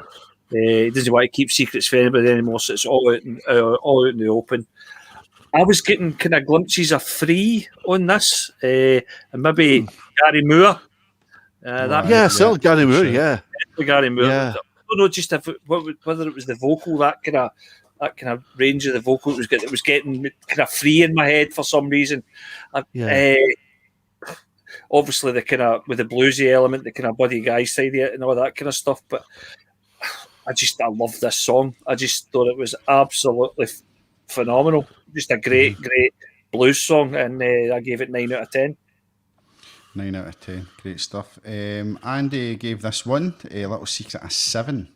So he did. He gave that a 7. He's not here to explain himself. He's maybe went back to that. So Little Secret, I gave it a 7.5 out of 10. I love these rock blues tunes. I love the kind of vibe of them. The sit back with the cigar and the bourbon, that kind of thing. I do like a cigar now and again, but I cannot drink Jack Daniels and stuff like that. That's okay, I can. I'm with you, Scott. Uncle Jack and I are very good friends. I'm a voddy man. I just can't get the taste of whiskey of that. I wish I could. Maybe it comes with age. I'm only 34, so I'm sure when I'm... Yeah, you got to remember, I'm a crumbly old get me. But Scott... As my wee sister reminded me, I'm coming up and only being 2 years off my half century, so cheers for that, sis. I like the Gary Moore comparison that you got. I think Wallace has said that just there. If you like Gary Moore, listen to BBM Cities. Oh yeah, Cities of Gold to hook you. Who's BBM? Bruce Baker Moore. Baker Moore. All right. Okay. Good. We'll check that one into out. that music, Wallace, isn't he? Wallace's music suits his shoes. That's another wee kind of supergroup thing going on there with Jack Bruce, Ginger Baker, Gary Moore, that sort of thing. Oh yeah. Oh, who's in that band? Ginger Baker. Yeah, Jack Bruce and Ginger Baker, Jack Bruce, Gary Moore. Oofed. Do you think it's going to the? I think it's going to the stage that any band Ginger Baker's in is a supergroup or was in. Aye. Yeah, pretty much. Yeah. See, for two guys that hated each other so much with Jack Bruce and Ginger Baker, there were a hell of an amount of bands. Oh yeah. It takes me back to earlier. You were talking about best drummers, and you were throwing in like John Bonham and Keith Moon. But and we've had a podcast before where Bonham's been mentioned and Keith Moon and Ringo Starr and all that. But I mean, surely Ginger Baker's up there. Oh yeah, Ginger Baker, phenomenal. He's a phenomenal jazz drummer. Yeah, in a rock band. It's just documentary. He's brilliant when he hits that guy right at the end. It's he's not to be messed with. It's Ginger Baker. He was basically a guy that had absolutely zero F's to give. See that Art of Drumming on Sky as well, that documentary with Steve White. I love. I'm not even a drummer now. I love watching that. He's really good, isn't he? Presenter on it. He's a great presenter. Wallace is saying what a vocal, an amalgamation of heavy rock voice with a bluesy feel to it. Yeah, I just said amalgamation. Yeah, you did, and you spelt it as well, Stephen. Well done. So the funny thing is talking about drummers. I remember hearing somewhere. I remember reading an article somewhere, and they were talking about John Bonham, and John Bonham's favourite drummer was Stuart Copeland of the Police. And he would take Jason to police gigs, just so they'd stand at the side of the stage and he'd be watching Copeland and be saying to Jason, this is the guy that's going to take my mantle and run onwards. We mentioned that he was mentioned a lot. He's drumming Copeland when we did Copeland's phenomenal. Absolutely phenomenal. Nice, brilliant. In fact, is that not how you chose that album? Is you're a massive fan of him, Tommy? Yeah, no, I definitely am. Definitely am. I'm a massive fan of his drumming, but Not of him. no, some of the documentaries I've watched him recently, I'm not a massive fan of that. But no, he's just he took kind of a style of drumming and just made it his own. Yeah. That kind of reggae rock ska type of thing. He just made it his own and went for it. So he was a huge influence on me. So he was a influence on you and his drum style, but you don't like his personality. So I'm not a fan of his personality. if the two of you came together, we wouldn't want to get caught among the crossfire and that, which takes us to song number 10. Nicely done, Crossfire. nicely done, nicely done. Arizona, hear them sing. Break the bone and feel like sting. In the morning they will sail. The dogs of hell on my trail. They will come with nerves of steel.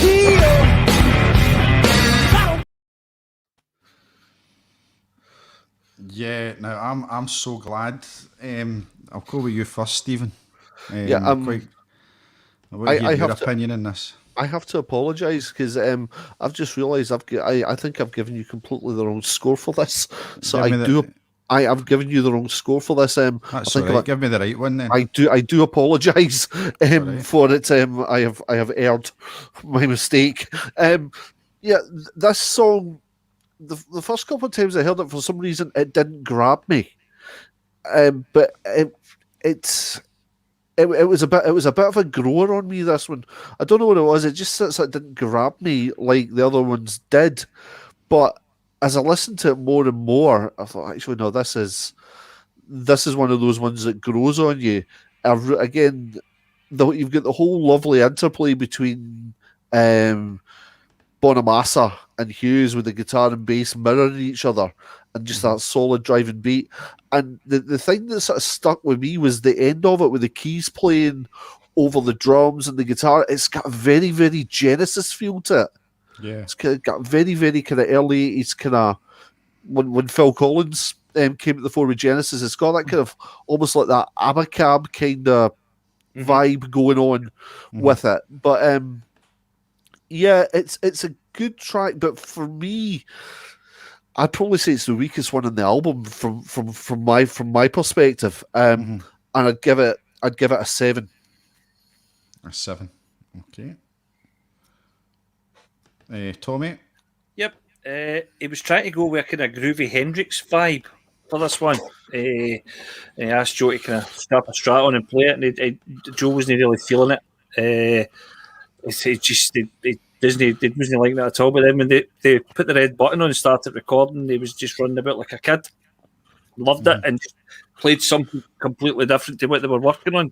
So it was as I say, he was trying to get this kind of groovy Hendrix feel, but with Crosby, Stills and Nash harmonies. But what he says in the end up, Hughes says it was basically taking it to church at the end up with his wailing blues. It was a preacher, a rock and roll preacher, and that's what he envisaged the song to be.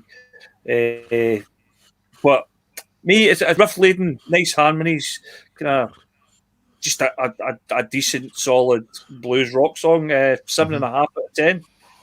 7.5 out of 10 for me. Crossfire. Yep. I'm like you, Stephen, and this one it just didn't hit me at all. This tune, it's got all the staples of previous tracks, but I'm not liking the melody and the vocal put me off in this. I didn't think it was going anywhere. I thought they could have maybe got a better melody out of it. Because that's what I like in music. Like, obviously I love the guitars and all that, but I like a song that's got a nice melody. I don't like stuff that just... I thought it could have been done better, in my opinion. But as I said, it had all the staples of the previous songs, like the musicality, the instrumental was brilliant, but it was the melody on it didn't get me, so I gave it a 6.5. And Andy gave it a 7. So the song Crossfire is a solid 7 out of 10. So a kind of solid 7 out of 10 for Crossfire. So the Outsider 8.75, Man in the Middle's 8, the Battle for Hadrian's Wall 7.5, Save Me 8, Smokestack Woman 8.13, which is my second favourite at the moment. Faithless 7.63, An Ordinary Sun's in the 8s as well. I Can See Your Spirit 7.23, Little Secret 7.75 out of 10, and Crossfire is 7 out of 10, which takes us to the final song of the album, and it's called Cold. Take my eyes, burn down the sun. How can you be so cold? You left me here, all hope is gone. Where is the life I sold?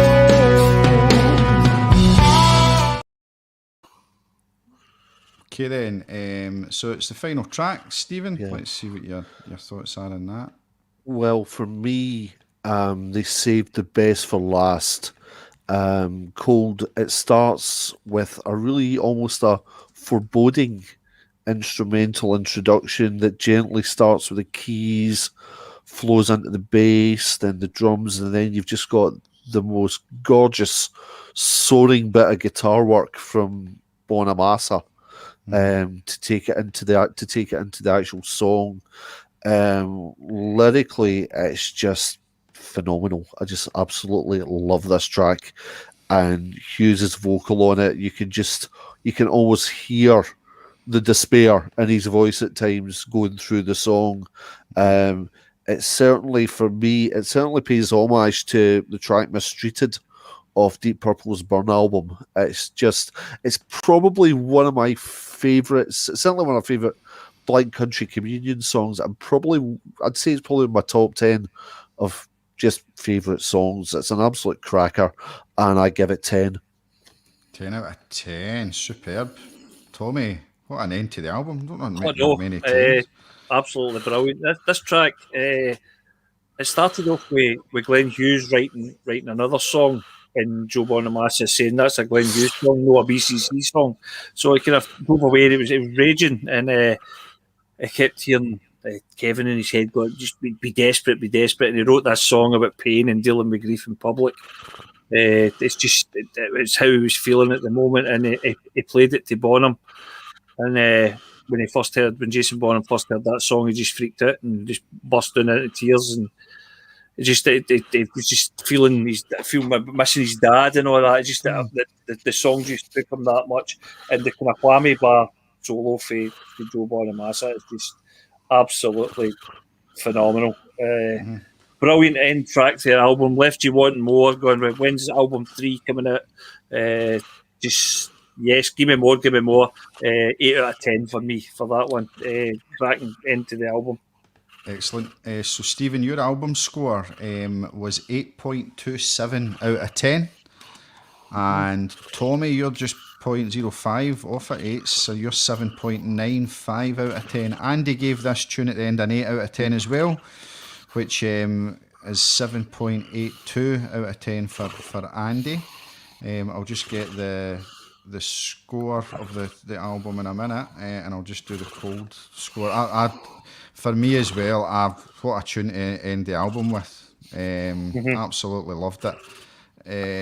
I love the vibe of it again, and it is one of the ones that have you asking for more. Wallace mentioned there as well. It's a tune that's made for Chris Cornell's voice. Oh God, yeah, good shout. A great shout that. Yeah, definitely. A great end to the album. And I played this quite a lot, and the speed of the song's great as well. Like you're expecting the album to finish off with an absolute banger full on. But the structure of the album's really good where they've placed the songs, so they've really thought about that. The cover of the album's amazing. It's a great front cover as well, good artwork.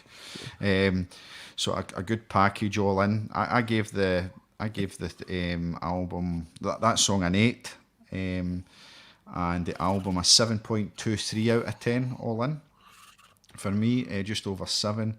And we'll just give you the scores of the songs. So Outsider 8.75, Man in the Middle an 8, Hadrian's Wall 7.5, Save Me's an 8, Smokestack Women 8.13, Faithless 7.63, An Ordinary Sun was an 8, I Can See Your Spirit 7.23, Little Secret 7.75, Crossfire 7, and Cold is 8 out of 10. Great tune. I agree with the Cornell reference. Great show, guys, from Phil Sorrell. Thanks very much, Phil. Thanks for tuning Brilliant, in. Phil. Good to hear you on. A producer himself, so he'll know all about the producing of the album. Yeah. Okay, then let's see where it finished in our chart. Then the album score was 7.86, which is a good score. So that gives it a 4-star album, 4 out of 5. So Cool. it's a 4-star album for the Pelikan podcast. Up with albums like Jagged Little Pill and stuff like that, they're all 4-star. Well, that's a brilliant album. I love that. That's such a good album. Let's get the chart update. So let's go for the bat. So let's see if it's in between 30 and the 30s. So still Hearing Chemistry at 30. The Man Who 36. Erratic Cinematic, Jerry Cinnamon 35. Jack Garrett's Love, Death and Dancing is at 34. Sparkle in the Rain by Simple Minds at 33. The album with Waterfront. 32 is 7 in the Ragged Duran Tiger. Duran. Nice. Duran with the Reflexes on that. Yeah. 31 is Regatta de Blanc. With the Police, that was Tommy's album that he brought on. There's actually some belters in that album. There's some crack. What's that one? Bed Don't Live Without You or something. What's that? The Bed's Too Big Without You. Bed's Too Big Without You. That's a great tune. Cracking track. And an album we loved, John Donegan for London, number 30, Eventide by the Faith Brothers. That was a really good show from John. Okay, then let's go into our top, into the 20s. So Reverend and the Makers, The State of Things is at 29. Play by Moby is at 28. Then it's Posthuman Survival with Bring Me the Horizon. Madonna's Like a Prayer at 26. Iggy Pop's Lust for Life at 25. The Whippoorwill by Blackberry Smoke, that was the album Wallace brought on, at 24. Travis's Invisible Band at 23. Audrey Tate brought on Run the Jewels RTJ 4s at 22. The Rolling Stones Exile in Main Streets at 21. And Kenny's Together Alone is at 20. So you've beaten that, Stephen. Oh, Well, bragging because that's a brilliant album. That's a great album. I've really, it was Kenny that really got me into Crowded House. I was kind of aware of them, but I'd never really listened to a lot of their stuff. I think I'd bought like the Greatest Hits CD and sort of left it in a drawer somewhere. But he gave me the back catalogue, and once I started listening to it, it was like, oh yeah, yes, they are. Yeah, Off he gets. Great guest as well. See the amount of folk that have commented in that podcast when he was on. Like Yeah. There's a few folk I spoke to loved that podcast. Just with there's right musos out there that like listening to this podcast and they really like the information that's given, you know. And Kenny was really, really good. Just like yourself tonight, Stephen. I've got to say you've been spot on tonight. Thanks. Let's go to see where if it's in for 19. So 19 is Villains by Queens of the Stone Age. Jagged Little Pill 18, and there it is 17 in the charts. Top 20, Candy Grumble. That's brilliant. Top 20. 16 Turnstile's Billy Joel, and there's Dream Theater's Metropolis Part 2 is at 15. Let's see what was in it. I just want to see what was in it score wise. 7.86 for this album, and where is it? 7.86, and that was 8.16. That album. Not much in it, though. There's not much in it. No. So Turnstile's Billy Joel. Then it's obviously 14. Sorry, is The Miseducation of Lauryn Hill. That was a great album as well. We enjoyed that. Delta. That was Brown Bear that was on Matthew Hickman. 13, Whatever People Say I'm Not. That was Skimmers with Arctic Monkeys, and Ryan Kelly brought us The Strokes. Is This It? Is it number 12? My album Kicks, number 11. Oh, that's a belter. I love that album. Just outside the top 10. Bob Williamson brought us The Joshua Tree at 10. Eddie Dobie brought us Thriller, that's at 9. David Blair of 23 Universe brought us Let It Be, and that's sitting at 8. And Never Mind, Stuart Bryden, great musician, number 7. INXS's Kick album was the soundtrack to probably one of the best summers of my life when I went on a school exchange trip to Russia. Did you, eh? Yeah, that was 1989. Spent 3 weeks in St. Petersburg, just phenomenal time, and that album we had on constant play when we were going anywhere on the bus is just Oh, that's great to such hear a that. brilliant album. I love In Excess. I just love them so such much. a brilliant album. It's amazing. Music takes you back. Music takes you back to you don't remember something, but if you hear a song, you remember what you were doing with that song. Great stuff. Yeah, absolutely. 6, The Bends, Radiohead, Appetite for Destruction. That was Big Gav's album. Is at 5. Mighty What's Guns N' the Roses. Story, Morning Glory, still in there at 4. The Doors is at 3. That was on a good album. Sgt. Pepper's Lonely Hearts Club Band's at 2, and Revolver by the Beatles is at 1. So we've got the Beatles 1 and 2. The Pop Vortex kind of pumps that up a bit, but still at that, Revolver would still be number 1. It's still our favourite album that we've done. Comments at Phil saying cheers to Tommy Clark. Cheers. Okay then, so I've got a tune lined up from Long Day Living. It's one of my favourite Long Day Living tunes. My favourite Long Day Living tune is Nothing But the Girl, but we played that when Kenny was on. My next favourite is a tune called Then We Start a Fire. So how did that come about, Stephen? Then We Start a Fire? Start a Fire was a couple of different tracks that Kenny had. It was a couple of different lyrics that he put together, and then the song was basically, it was the same format basically as a lot of the album. It was just jammed out in the studio. We'd just be working on stuff, and a lyric would pop out or a chord progression would pop out, and we'd start working on it. And that's really how a lot of the stuff works with Long Day. It's in the studio. It's quite organic. For example, the lead track on the album, Trampoline, started with a drum beat. Right. It was Cameron, our previous drummer. He just started playing this drum beat, and then Kenny started playing the guitar part. And then they all sort of looked at me, and I'm like, great, what the heck am I going to do with this? And just so I listened to it and thought, right, it's kind of Pearl Jammy, so we'll go with some kind of Jeff Ament noodle and cross our fingers and hope it works, which it did. But yeah, no, that was basically the way a lot of them start, which is just in the studio and just create it. I mean, the likes of Nothing But the Girl was one that Kenny had been playing for years and playing it acoustically years, and the same with No Sooner Here Than Gone. But Start a Fire was one that was definitely sort of its genesis and birth was just in the studio just jamming about and seeing what came of it. Yeah, there's the album there on Spotify, guys. It's on Spotify. Just search Long Day Living. The album's Then We Start a Fire. So we've got Trampoline, Nothing But the Girl, Hit the Black, Inevitable, Then We Start a Fire, Twice in a Blue Moon, it's got a sweary word in it, Nothing to Shout About, and No Sooner Here Than Gone.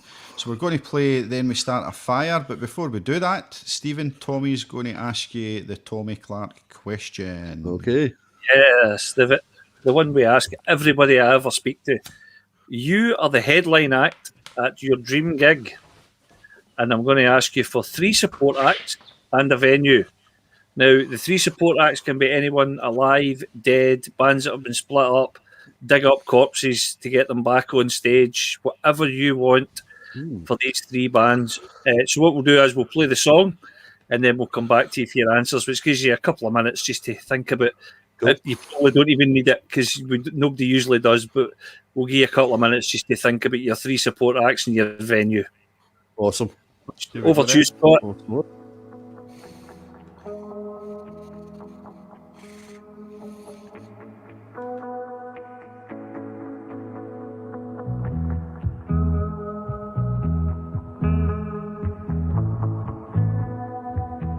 I've been playing around, I've been stuck in the past, giving more than a third,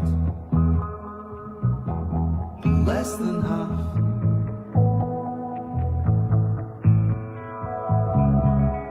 Is it honesty I'm feeling or just a passing thought? Doing the best that I can with what I've got. It's all I've got now.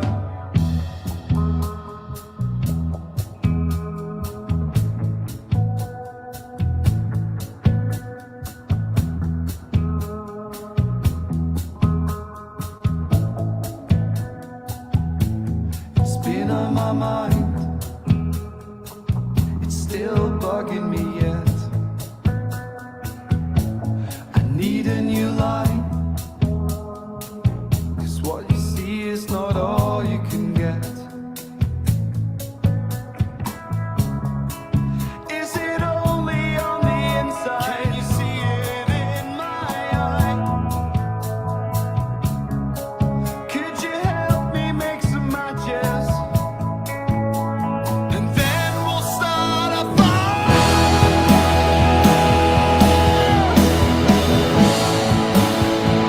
Then we'll start a fire.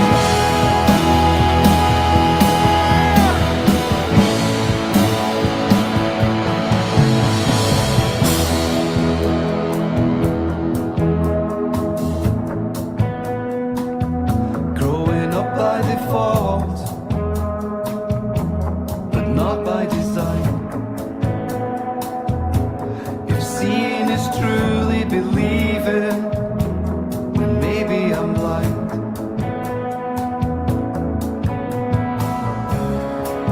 If we keep running sideways, we'll never get that far. One moment of honesty offers a spark, and then we'll start a fire. We'll let it burn. Then we'll start a fire. Watch it burn.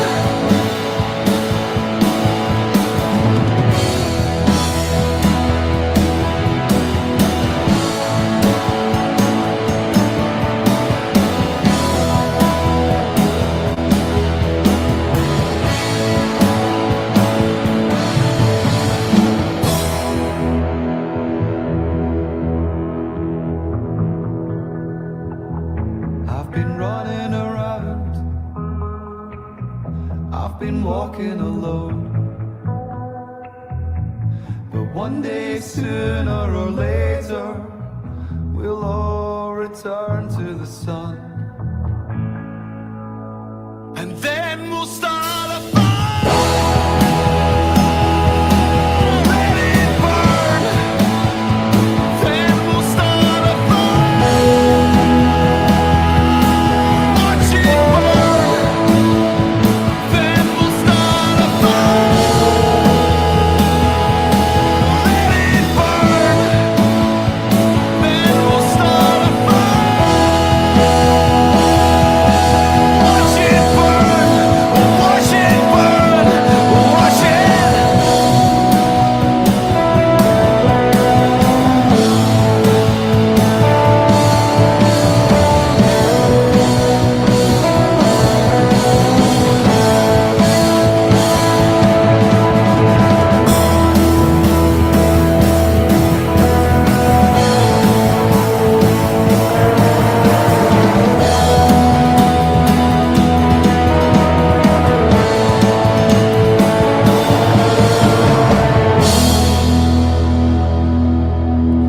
Great stuff, Stephen. Yeah, Brilliant. those pictures were a few haircuts ago. Good old Alistair's pictures. Oh yeah, Takes us to good, he's doesn't he? such a great guy and a phenomenal photographer to boot. Yeah. Really good. Really Shout lovely out chap. to Alistair Mulhern there. Yeah. He's always out at the gigs. But see that song? Like, I'm a fan of Long Day Living. I mean, had yous at Press Fest a few times. Yeah. Any gigs I've put on, I've always asked you guys if yous are up for playing, and it's because I'm a fan of the music. And yous are so like up for the gig as well. Yous plug it well. Yous get in, yous rehearse. Yous work so hard. And tunes like that. We'll play out with Trampoline because I've not really heard Trampoline for a while, so we'll play out tonight with Trampoline. Your opening track, but that tune is just amazing. It's epic. I've actually heard it. You did it in the Eagle ages ago. That's the first I'd heard you, and I absolutely loved it. Tommy, yourself in that? I thoroughly enjoyed that. And you've just brought back happy memories saying the word the Eagle. The Eagle jam. Yeah. It's just what a night it was. Oh, just brilliant. brilliant Loved it, man. players all coming together. We used to come down So much fun. mob-handed for North Ayrshire for the guys who usually went Yeah. to the Pask on a Wednesday and then down to the Eagle on a Thursday. Yeah. And then got some gigs at it as well with it at the time with the Seven Sons, and you just got to play with different musicians playing different types of music. Yeah. It was rocky, of course, but you just get used to it with the guys you were playing with. It was brilliant just to turn up and just sit there and then go, oh, you're up on drums next, and there's a guitarist there, and we'll get a bass player. And what are we going to play? Play anything, let's go. Yeah. Brilliant, superb. But, and once again, thanks very much for bringing on this album, because it was one I didn't know, a band I didn't know. Absolute pleasure, lads. And I've thoroughly enjoyed it. But now the time has come for your free artist and your venue. Of course, Long Day Living are the headline act. Right. Supporting you. Venue-wise, I would go Barrowlands because I just love it. I would love to play there at some point. I would have gone O2 ABC, but sadly that's no longer in existence. Yeah, that was a brilliant venue. So I saw a couple of really, really cracking gigs at that venue. I like that venue as well, It's such a shame what happened there. So in lieu of that no longer being in existence, I'd go for Barrowlands. And three support acts, you said, Tommy. 3 support acts, yep. Right. First support act, Skerryvore. Because I've seen them a couple of times at Darvel Music Festival. Yeah. Absolutely brilliant. They always get a crowd really up for it, really bouncing, and their music's just phenomenal. I would go with them. I'd also go Fun Loving Criminals. Yes, true. Just love them. Just an absolutely great band to see live. Funnily enough, I saw them at Barrowlands, and just a great night, brilliant band. Yeah, just absolutely phenomenal. And the third band, possibly a little bit left field, Hootie and the Blowfish. Now, there's a band I've not heard for a long time. Yeah, I saw them on the Crack Review tour at Barrowlands, and it's probably one of the best gigs I've ever been to. It was just so laid back, so chilled. The guys went up, played, went off, did an encore, then thought, no, sorry, we're coming back on. Walked back in, plugged in, and just ripped straight into the most insane cover of the Doobie Brothers Long Train Running I've ever heard in my life. Just absolutely nailed it. So, yeah, that's what I'd go with. So there we go. We're going to head to the Barrowlands. We're going to see Skerryvore, Fun Loving Criminals, Hootie the Blowfish, and headlining the night, Long Day Living. Good gig. Just I had a wee chuckle when you said about the O2, and the best gig, one of the best gigs I've ever seen in there was Preacher. They're brilliant. It was a brilliant night. The videos up, phenomenal. The thing about it, and at that time I didn't know Arnie, and now I do.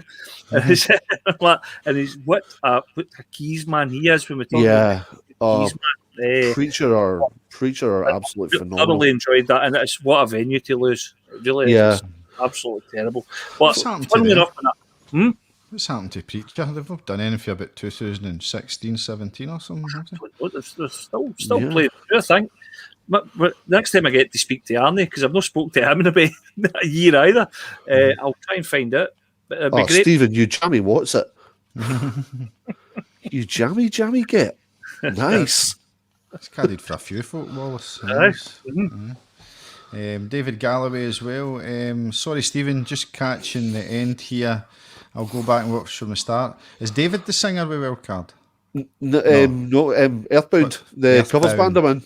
Yeah. Earthbound, that's me other band. yeah. Earthbound, that's right. And I've seen David's name kicking about. So, Tommy, just to conclude tonight, what do you make of that album and just in general? Yeah. Thoroughly enjoyed the album. It's been a pleasure to be in Stephen's company again.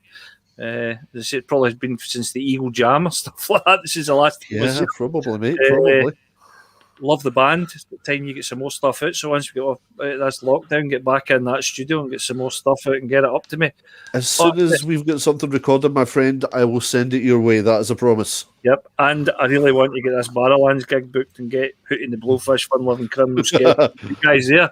Because, as I was going to say, funnily enough, every time you do this with bands for in about this area or further out into Lanarkshire or up into kind of the Falkirk area.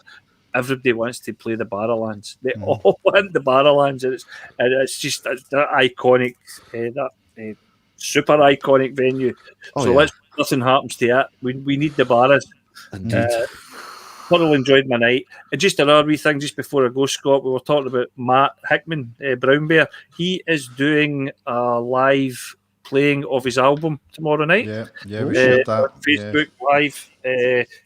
I think he's playing the album acoustically live, his debut album. So that will be well worth a watch from 8 o'clock tomorrow night for everybody tuning in. And it's free, but And it's free. as I put down when we shared it on the Pelikan Podcast Facebook page, I'm sure that any of our viewers, I'll go into the PayPal and get my coffee. I think like Campbell Sprout does it every Saturday night, and I've said to him a couple of times, get a PayPal thing on there.